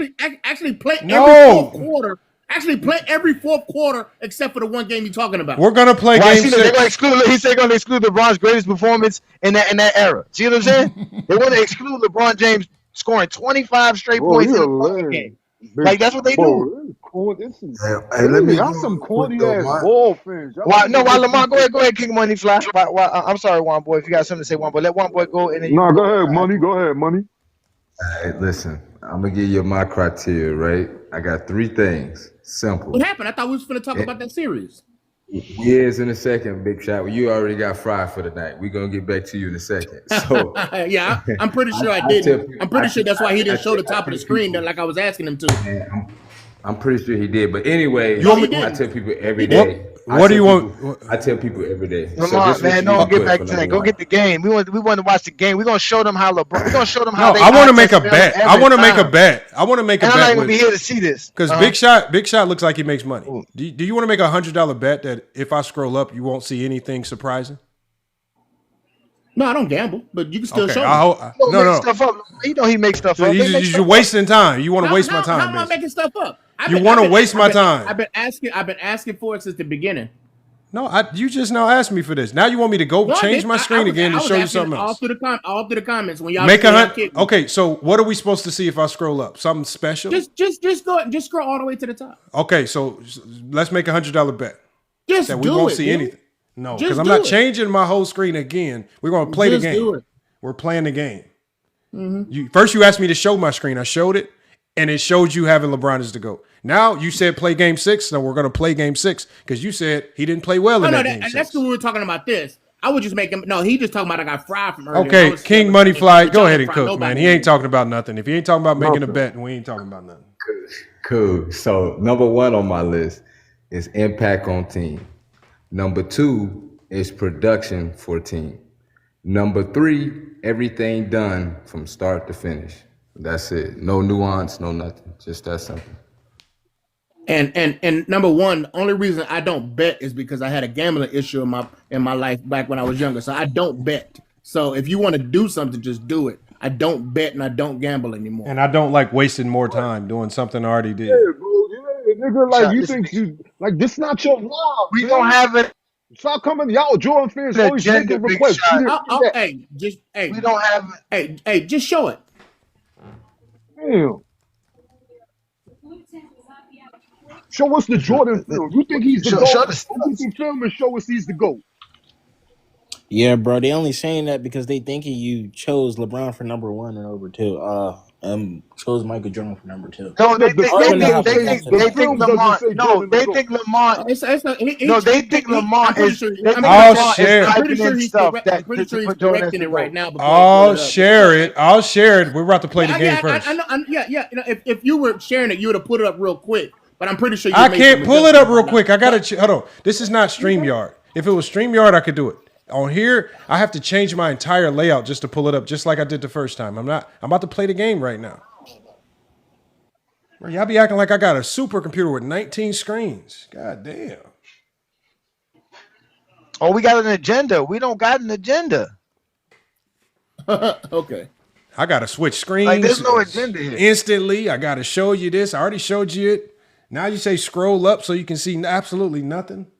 And then when I show you absolutely nothing, you can be like, oh, okay. Well, it's still wrong. That's all you're going to do. You're going to waste my time. No. Yes. That's why I say bet, so it don't waste my time. At least get something out of it. Listen. No, we're going to watch Game 6. So what? No, tell us. Oh, wait, yeah, pull up. Hold on, wait. This is what he's going to tell us. This is what he's going to tell us, Lamont, that LeBron James had 10 points in Game 1. He only had 19 points in Game 2. But he's going to ignore LeBron having 32 points in Game 3. 25 points in Game 4 and the 48 in Game 5. I wasn't going to ignore 20 points. I wasn't going to ignore none of that. Okay, so where did he play back? The first 2 games where he had when he shot under 30%? I'm telling you what he did in fourth quarters is what I'm telling you. No, we're just going to watch the game. In fourth quarters. We're just going to watch the game. Hold on. He scored 25 straight points in the fourth quarter. Did your boy ever do that? That was one game, dude. That was one game. One of the most important games. No, that wasn't the most important You said he only had one good game in that series. And he did. Obviously, he didn't. Because even the first game, he almost had a triple-double. There was 10 points, 10 rebounds, and 9 assists. Are you going to sit up here and say he had a good game that first game? He had almost a triple-double. What are you talking about? Don't do that. Don't do that, Johnny. Don't do that. What do you want him to do? Don't do that, Johnny. You want him to be 10 or 15? Johnny, we're not going to do that. Oh, my God. We're not going to do that. Oh, my God. We're going to say LeBron with a 10-point triple-double is a good game. FYF, did you get my criteria before you played game? You can't say anyone getting a triple. Okay, all right, Game 1. Hold on, wait, here we go, ladies and gentlemen. Game 1, in the fourth quarter, LeBron James had 2 points. He was 1 of 3 from the field, but he also had 4 assists. Yeah, he pretty much shot bad in the fourth quarter in almost all the games, except for it was 1 of 3. He was 1 of 3 in the fourth quarter. He had 4 assists. In the game 2, what he shoot in the fourth quarter? Okay, we're gonna go to Game 2 next. We're gonna go to Game 2 next. We can get it done. Play. As telling us earlier, he said in the fourth quarter, LeBron James had 5 points, leading his team. Lamar, you can put the value down. He said we want the Cavs in a mindset not to. Right in the fourth quarter, LeBron James led his team with 5 points. No, let's watch LeBron. Let's watch LeBron. Double team. They double team LeBron. He kicked it for the 3. Right play according to Big Shot. That's an IQ. That's IQ. I like that skill and mastery. I like that skill, mastery, and IQ. Bro, they threw 3 people at him the first clip we seen, bro. Like, that's why Jordan ain't the GOAT. Lamont, why you doing that? Look, in the Game 3, in the fourth quarter, 5 of 8, 12 points. LeBron James plus 3 had assists. a good fourth quarter that game. Mm-hmm. Okay. Oh yeah, just that game, right? I know, just that game. Remember that's the Game 5. Keep going. No, can we watch the game? Can we watch the highlights? Because you said he played bad this game. LeBron with defense. No, hold on. I didn't say no. Listen, hold on. I didn't say he played bad. You said Game 6. You said he only played one good game. You said he only had one good game this series. Yes, I did, and I think the one when he went off and got 25 straight points was his best game. Okay, so Game 6 should be a bad game. Or he only played just one game. Hold on, bro. Listen. Let me tell you. The game. John LeBron James with a steal. Listen. The game was a 1-point game going into the fourth quarter, wasn't it? I don't know. Hold on. Let's just watch the highlights. Hold on. We're watching the highlights. We have the highlights right here. listen, it was a 1-point game going into the fourth quarter. Okay, we're watching the highlights, bro. Let's just look at the highlights. So let's see if LeBron played back. He got fouled there. I want to see how they're defending him. What are they doing to make him give up the ball? Oh my God, Lamont, do you want to know what LeBron's stats is in the fourth quarter versus the Detroit Pistons in 2007 playoffs? Yeah, what is it? LeBron James was 19 of 36 for 52.8% from the field. He was 3 of 6 from the three-point land. He was 10 of 18 from the free throw line, which you could say is bad. Look at this double team. Look how they're doubling this man. And they did the same thing in San Antonio. He also had 14 rebounds. He had 14 assists on 3 turnovers and 4 steals in the fourth quarter in the conference finals versus Detroit. So hold on. First of all, we got LeBron with a great block right here. What game are y'all talking about? Hold on 1 second, y'all. So hold on. I'm saying they did it in the whole fourth quarter. I want y'all to look at how they're defending LeBron. Look at this. Look at how far. Remember, this is when they said LeBron couldn't shoot.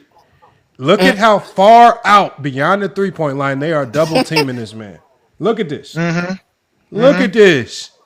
Look at this. Then that does kind of break a narrative, though. If he can't shoot, why you double team him so far up there? So look at his double team. What? Like, bro. So okay. So now we know how they're defending him because that's the second double or triple team we've already seen. Well, you don't want to show him make a free throw. Welcome to the TikTok takeover. We keep telling y'all, go James Kingdom and LeBron James, another assist, another trap right there, kicks it out. Top of the key 3, bop. LeBron James ISO, kick out, double team, bop. LeBron James, another kick out off a double team, not an assist, but he finishes. LeBron James double team, layup to Verjao. That was a dime. Go back and show this. That shit look like something Patrick Mahomes or Josh Allen would. Okay, hold on. LeBron James, another double team. LeBron James, another double team. Bob. Oh, he missed it. Wide open. LeBron James. Another double team. Hockey assist. Pass to assist. Ooh. I like how you just showing just the highlights. No zone, because I mean, you keep showing that's pretty much the same play. Bro. What we're not seeing is LeBron James playing bad. That's what we're not seeing. LeBron James, hell of a finish. Move. Because you're not playing the whole thing. Hell of a finish. He said he want to go to stats, Lamont. Damn, bro, you wanted to play the whole game too.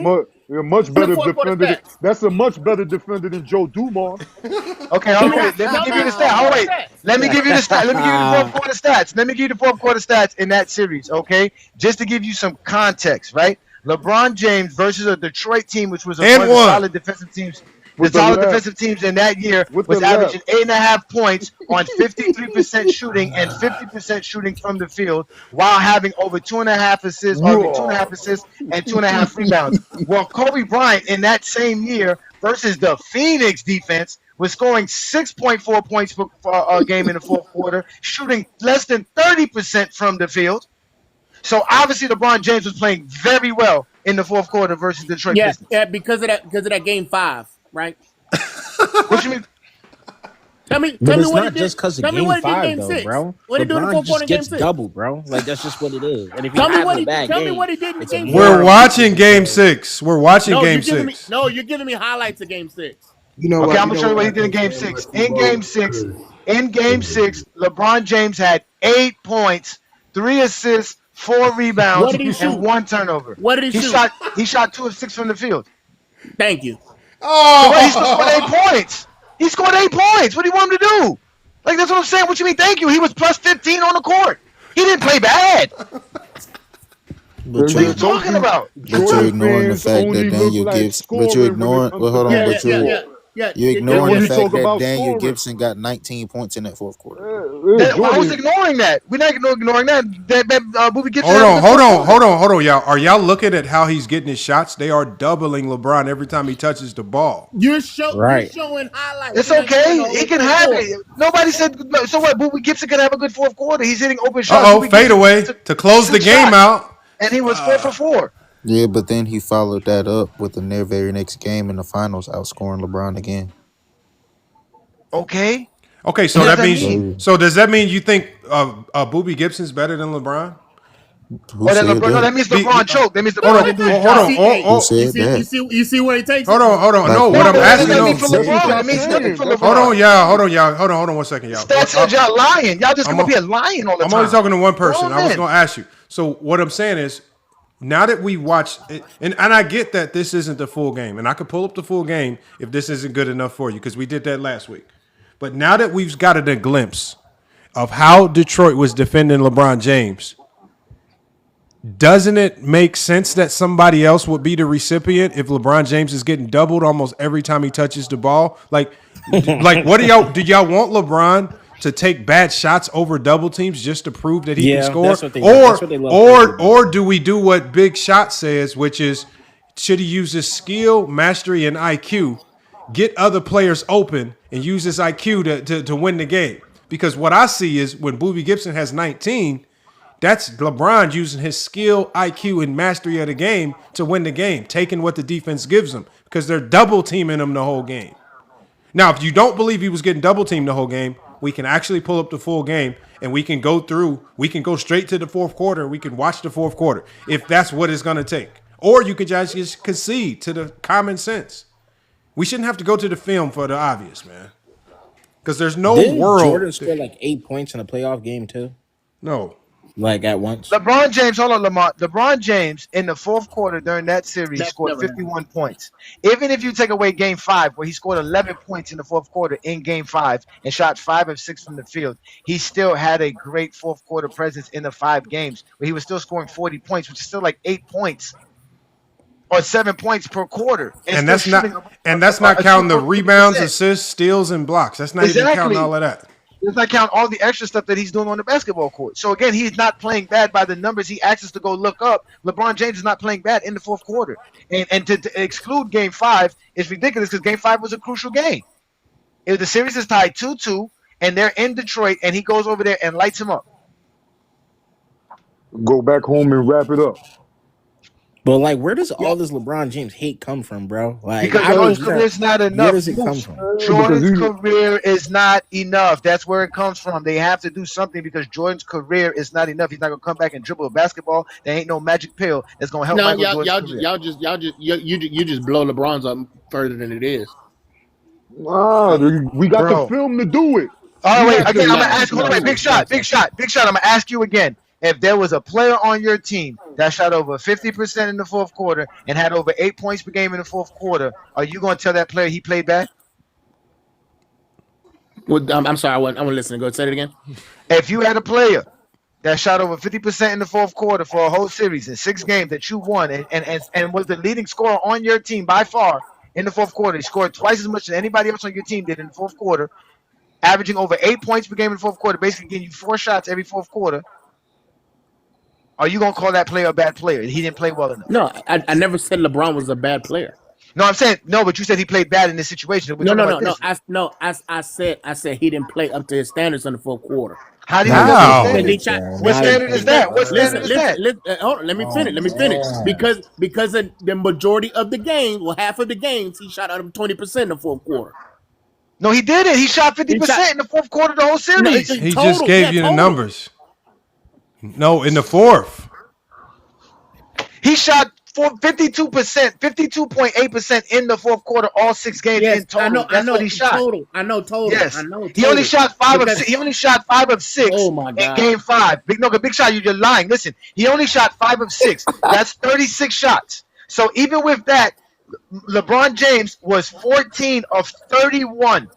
I'm sorry, 14 of 30 from the field outside of game 5. He was 14 of 30 outside of game 5 in the fourth quarter. So Big Shot, that's just under 50%. It's like 49%. So Big Shot, if I heard you right, you said that he was underperforming up until that point. Exactly. Okay, so the game. Can we just talk about game 1? He shot 33% in the fourth quarter, and you follow that up with game 2. Fourth quarter stats.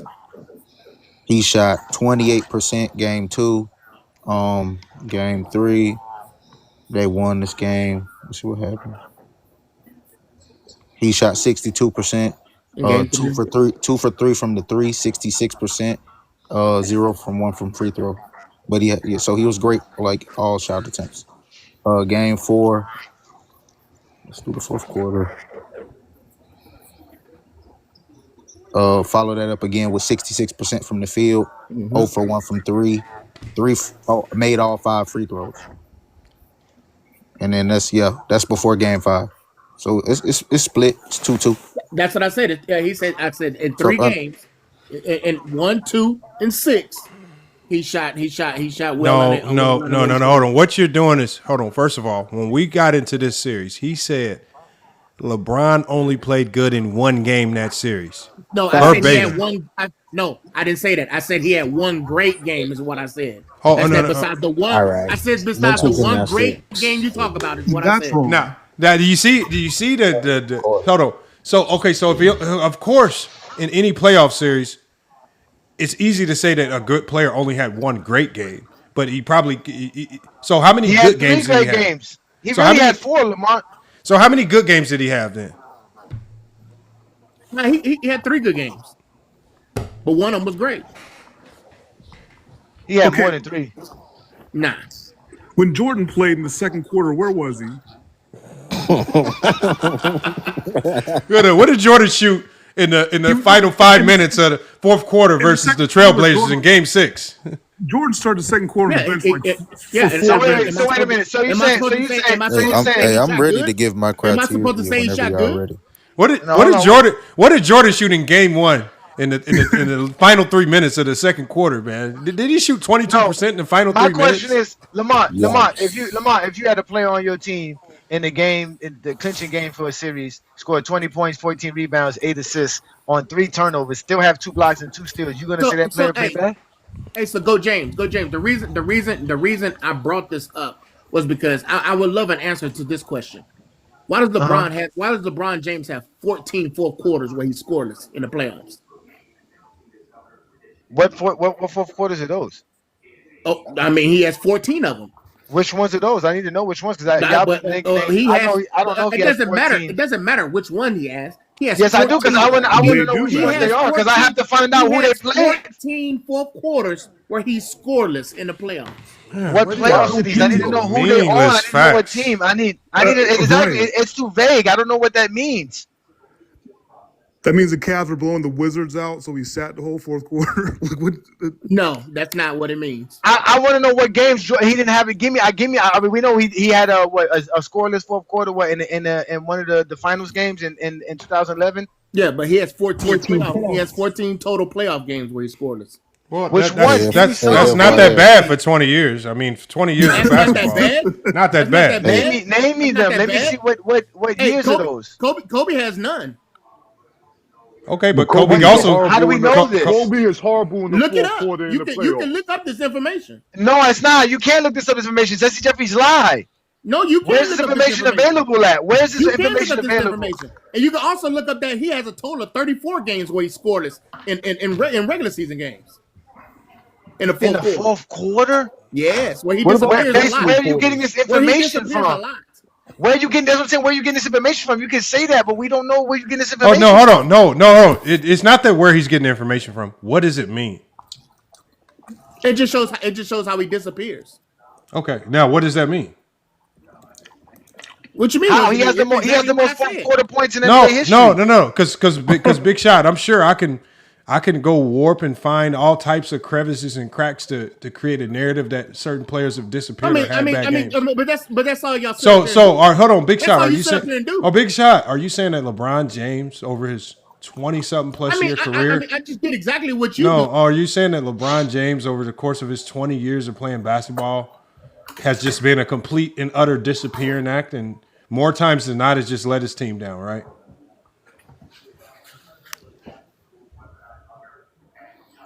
Man have been to the playoff 18 times. He brought up 14 games. No, Big Shot. I'm just not invested in meaningless numbers. Like, you give meaningless information that means absolutely nothing. You think this? No, let's go to somebody else. We got not the entertainer up here. Let's talk to somebody who's actually going to talk. That doesn't mean that's what happens. We don't know if that's true. Hey, so I'm ready to give a criteria. Hold on. We got some new people up here, not the entertainer. We got Moose Man.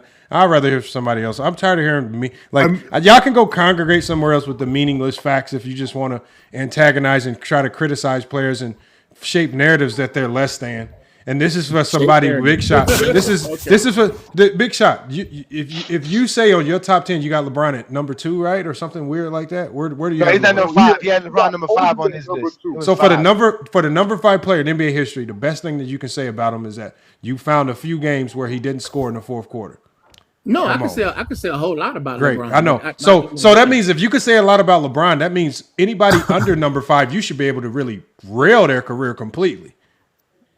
I can say bad stuff about. You can say bad stuff about every player in the NBA. That's the point. We don't talk about these players. No. You just answered it. We don't talk about these players that we so-called say are top 10 because of the bad stuff. No. Big shot. Listen. Hold on. No, just chill. Listen. Just listen. Damn. You just answered your own question. We don't talk about, especially when we're talking about players in the top 10. We don't talk about them because of bad moments. We typically are talking about these players because of the great things that they did that put them in these conversations. The fact that y'all know that these guys are in these top 10 conversations, yet the only thing you can talk about is the few moments that you can scrounge up to say something negative. That's the wildest part about it. You just scrounging up negativity. Just scrounging it up. Okay, yes. Okay. What else are you doing? That's what it is. What? So hold on. But you just it's said, not the entertainer. It's on you, man. You just said earlier that everything counts, didn't you? Yes, everything. Well, hold on. What we're saying is this right here, big shot. Hold on 1 second, not the internet. What we count is this. When I'm comparing Jordan's career versus LeBron's career, I am not running around talking about, man, how many fourth quarters did Jordan shoot 22% and compare how many versus LeBron? No, I compare Jordan's best versus LeBron's best. I don't run around digging in the trenches, in the crevices, and the cracks and depths of misinformation to go find something negative to say on the player. And then when I do start digging in the crevices and cracks, and I find out that Jordan in 1988 didn't defend anybody, it was getting barbecued on a nightly basis versus everybody, then y'all get mad when we start to digging in the cracks and the crevices. So it's probably just best if y'all let bygones be bygones, because when we start digging in the cracks and crevices, y'all don't really like what we find. Then you get to saying it's fake, and then you get mad. Then we have to play video, and then you get even madder. So just let it be. Tell me something. Tell me who LeBron has really shut down in a basketball game. I watched him shut down Derrick Rose late game. Derrick Rose easily. Y'all love that narrative, right? That's not a narrative. It's on film. It happened. No, it's a narrative. Well, if we watch the film, we will really see him draw. Okay, hold on, big shot. Hold on, big shot. Let's just do this. Tell me who Jordan has actually stopped. I'll tell you this. No, I'll tell you this. No. You can't. Because I'm honest. I'll tell you this because I'm honest. No, why don't you want to hear my honest answer? Because you gonna lie. Because we want the facts. I'm not gonna lie. Listen. Can't nobody stop no star anywhere in the NBA. All you can do is try to control them. That's all you can do. That's not what I asked you. That's not. There is nobody. Hold on, big shot. You got to the fact that you talk so much and you didn't even hear what I said. I said in 1988. Do you know in Jordan's do know that in Jordan's DPOY campaign he did not stop anybody. Stars, bums, bench players, role players. He didn't stop anybody. So I'm just asking you a simple question. I didn't ask you if Jordan stopped another star. There weren't that many at the shooting guard position in the 90s. Who did he stop at all ever in the 90s? He didn't stop Rex Chapman. He didn't stop Mitch Richmond. He didn't stop Chris Mullin. He didn't stop Tim Hardaway. He didn't stop Craig Elo. He didn't stop Mark Price. He didn't stop Gerald Wilkins. He did not stop John Stockton. He didn't stop everybody that he guarded. They barbecued him. There was even a video of who was that player? Muhammad. It was a guy talking about Kenny Anderson. They was talking about they was going on a run, night in, night out basis, just taking turns on Michael Jordan. He wasn't stopping him. Are you through yapping? No, I'm not yapping. Are you through yapping? Lamont, before I get up out of here, Lamont, we about to shut it down. I'm looking up. Hold on, big shot. I'm looking up this information. Like I always tell you, these SD Jeffries are liar. Kobe Bryant has 14 fourth quarters in the playoffs where he didn't score. Yeah, no, it's not. That's not true. 14.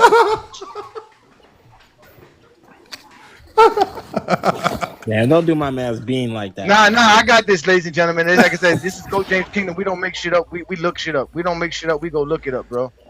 Give me a second. Does that change? Does that change anything about Kobe? Does that change anything? Well, I will look it up to make sure he's not lying. But anyway, anyway, let me get back. Let me get back to what I was saying. So your interpretation of deploy is pretty much the same as an MVP. You know that, right? You know that, right? No, it's not. No, it's not. Yes, it is.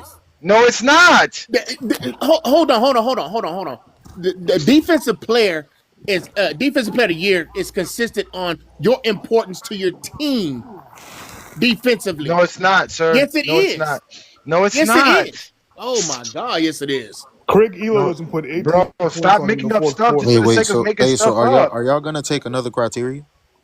No, we actually gotta go. We gotta shut it down, man. I want to keep it cooking, man. I know we got 101 people in here. I want to show it. I don't know why my camera's not letting me get off. I don't know why my camera's not letting me go off of this.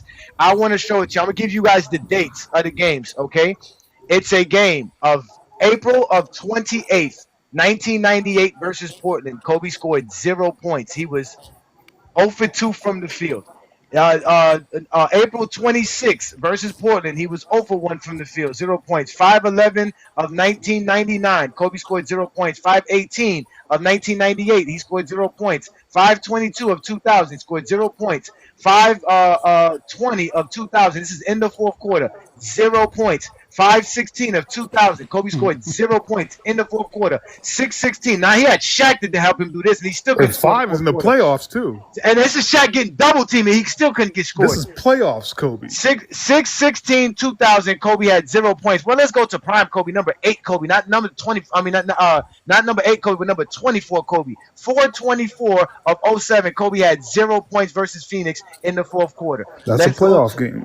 That's a playoff game, ladies and gentlemen. Let me go to the other 4 games that he didn't score. Now, mind you, this is what he said. Kobe never had one. He said Kobe had 0. So liars. 5/6 of 06 against Phoenix again, a bum team. Phoenix, no defense. 0 points in the fourth quarter for Kobe. Playoff game. 5/17 of 2009 versus Houston. 0 points in the fourth quarter for playoff Kobe. Game. Yeah. Kobe Bryant, 5/10. 2009 against Houston again, 0 points in the fourth quarter. Playoff game. 6/17 2008. This is in the NBA Finals. Kobe, 0 points in the fourth quarter while going over from the field. And over 2 from the free throw line. I mean, from the 3-point line. So again, Kobe has 14 fourth quarter playoff, and that's just in the playoffs. Listen. Ring on the line. Hold on. I'm looking at my note. I'm admitting that I was wrong when I said Kobe. I meant Jordan is what I said. You can't have Jordan's number because Jordan's numbers don't exist. They don't exist until 1997, so we don't have Jordan's true playoff numbers. But listen. I'm admitting that I was wrong about Kobe. I meant to say Jordan is what I was saying. Okay, no problem, brother. Again, you didn't walk here unscathed, but you man enough to handle this, and we told you this is a TikTok takeover. Whoever gave you the permission to come here should have not gave you the permission because you're the wrong one that they sent.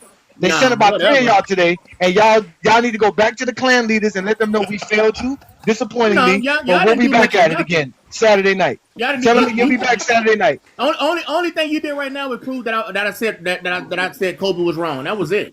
No, that's fine. Listen, but you still have Kobe over LeBron now. No, it doesn't matter who he has. Remember, he has LeBron in his GOAT. He gave us his criteria. LeBron's his GOAT. My actual list doesn't have Kobe over LeBron. I did that list I gave y'all. That list I gave y'all was a list I got from my Chat GPT. Okay, I concede on that. The criteria was given by Chat That's GPT. what they say now, y'all. These guys. Hold on, y'all. Did you screenshot it? I literally did it while you were doing everybody else. Hey, y'all, look, I'm going to tell you what these guys will lie and do, y'all. These guys, look, I'm going to tell you right now, 100%, I will promise you that these guys don't even have criteria. They don't, like a lot of times when me and Johnny ask these guys about criteria, it's the first time they've ever been asked that question. And so what they do is they start running, shucking and jiving, typing stuff up, trying to figure out, damn, I want to sound like I have criteria to make sense of this bullshit. So when they put together this bullshit on the fly, it's sloppy. It always backfires. It sounds dumb. It sounds overcomplicated. It's a whole bunch of extra random stuff in there that don't make sense. And that's why the people that come up here with criteria is typically simple. It's things that most people typically use to come up with the GOAT. And it typically will have their top players at the top or around the top. And it's not all misconstrued and warped up and wired funny. I promise you, these guys, they don't have the wherewithal to have criteria. Me and Johnny just been doing this so long, we just been having criteria for a minute. But for them to run around pretending that they've been on TikTok talking about criteria is a lie. They haven't. This is the first time they've been questioned on these things. And now they're just scrambling and scraping. Like that? Why y'all do that to Plato like that? What do we do I to feel Plato? bad for Big Shot, bro. That bad criteria was in. But he came It's in a garbage can. No, and I'm gonna tell you, and not the entertainer. What he did was he ran the Chat GPT to try to come up here and act like he had a criteria, and then when it backfired on him, he tried to say, "Nah, that's the Chat GPT criteria." No, you were gonna. He was. I promise you, he was gonna use that as if my results mirrored his exact results, he'd have been standing on it like, "Yeah, look, I got Jordan as the GOAT." He would have stood on that as if that was his criteria. I promise you. So he got they got to stop. It just backfired on him, man. And now he had to take it and throw it in the garbage can and start over, man. Like part of my criteria is like LeBron wasn't even allowed to sit down most of the time when he was in Cleveland, right? Like he was playing like 46, 47 minutes a game. Jordan, that's why I asked, like in the second quarter, where was Jordan? He was sitting on the bench because Pippen was running the second unit and they was pushing leads out. Jordan could take a lot of people trying to get in here, man, too. That's crazy. I wish I could keep it going, y'all, but I got to get up. Yeah, my partner, I can't, brother. I this was I was actually supposed to do a GOAT James Kingdom lobby stuff today. Oh, yeah. Plato's trying to get in here. Plato, it's too bad. We keep telling y'all this is why I'm doing this because this is recorded. So now anything y'all say that we lying and we be fibbing, we don't, bro. We don't have no agenda here. Our only agenda is to talk hoops, but we already know Jesse Jeffries can't talk hoops. Lamar's been there, done that. He realizes it because y'all been hating on LeBron for so long. There's no reason to hate on LeBron no more. Y'all just got to admit that Jordan is your GOAT without any true logic. And that's why we asked ChatGPT to put y'all criteria to the test because ChatGPT will apply the logic. And y'all can't say it's a logic that we gave it. It's your logic. You told it what to do. Sports Fluent told you. All you got to do is tell ChatGPT, make Tracy McGrady the GOAT. It made Tracy McGrady the GOAT. Well, do that. Say, hey, Michael Jordan the GOAT because I wanted to be the GOAT. That's the only way you can make Michael Jordan the GOAT. That's what Sports Fluent failed to realize.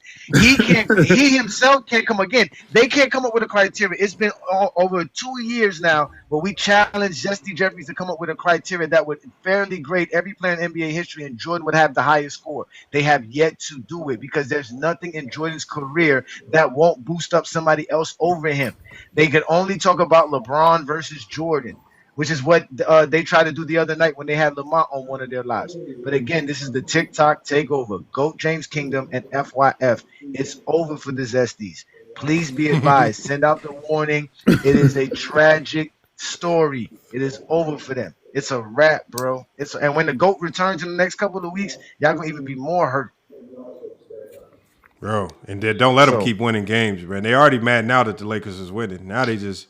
they gave us content, Lamont. We got content for days with this one. You better post this one instantaneously. Oh, yeah. I got to get this one up, man. So, look, y'all, man. Salute to Not the Entertainer. I appreciate you coming up. I apologize.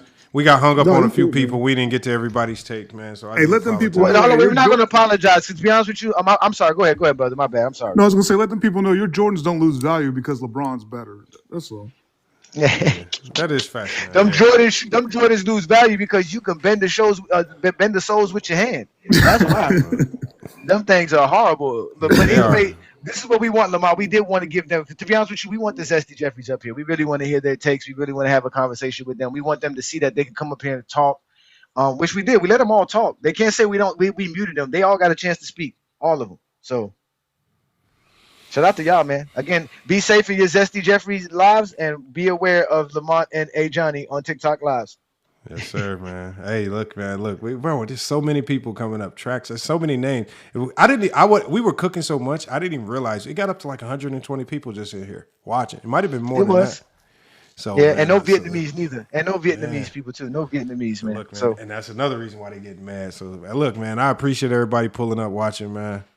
We're going to keep cooking. I'm going to try to get to more of these lives throughout the week. This is a good time to go live, too, man. Caught the NBA on a down day. So We're gonna be back Saturday. We're gonna be back Saturday. And see y'all Saturday. Yeah. Yes, sir. All right, y'all. All right, Peace and Johnny. bless. Catch you on the next one. Thanks, Lamar. Salute, y'all. Yeah, man. Yep.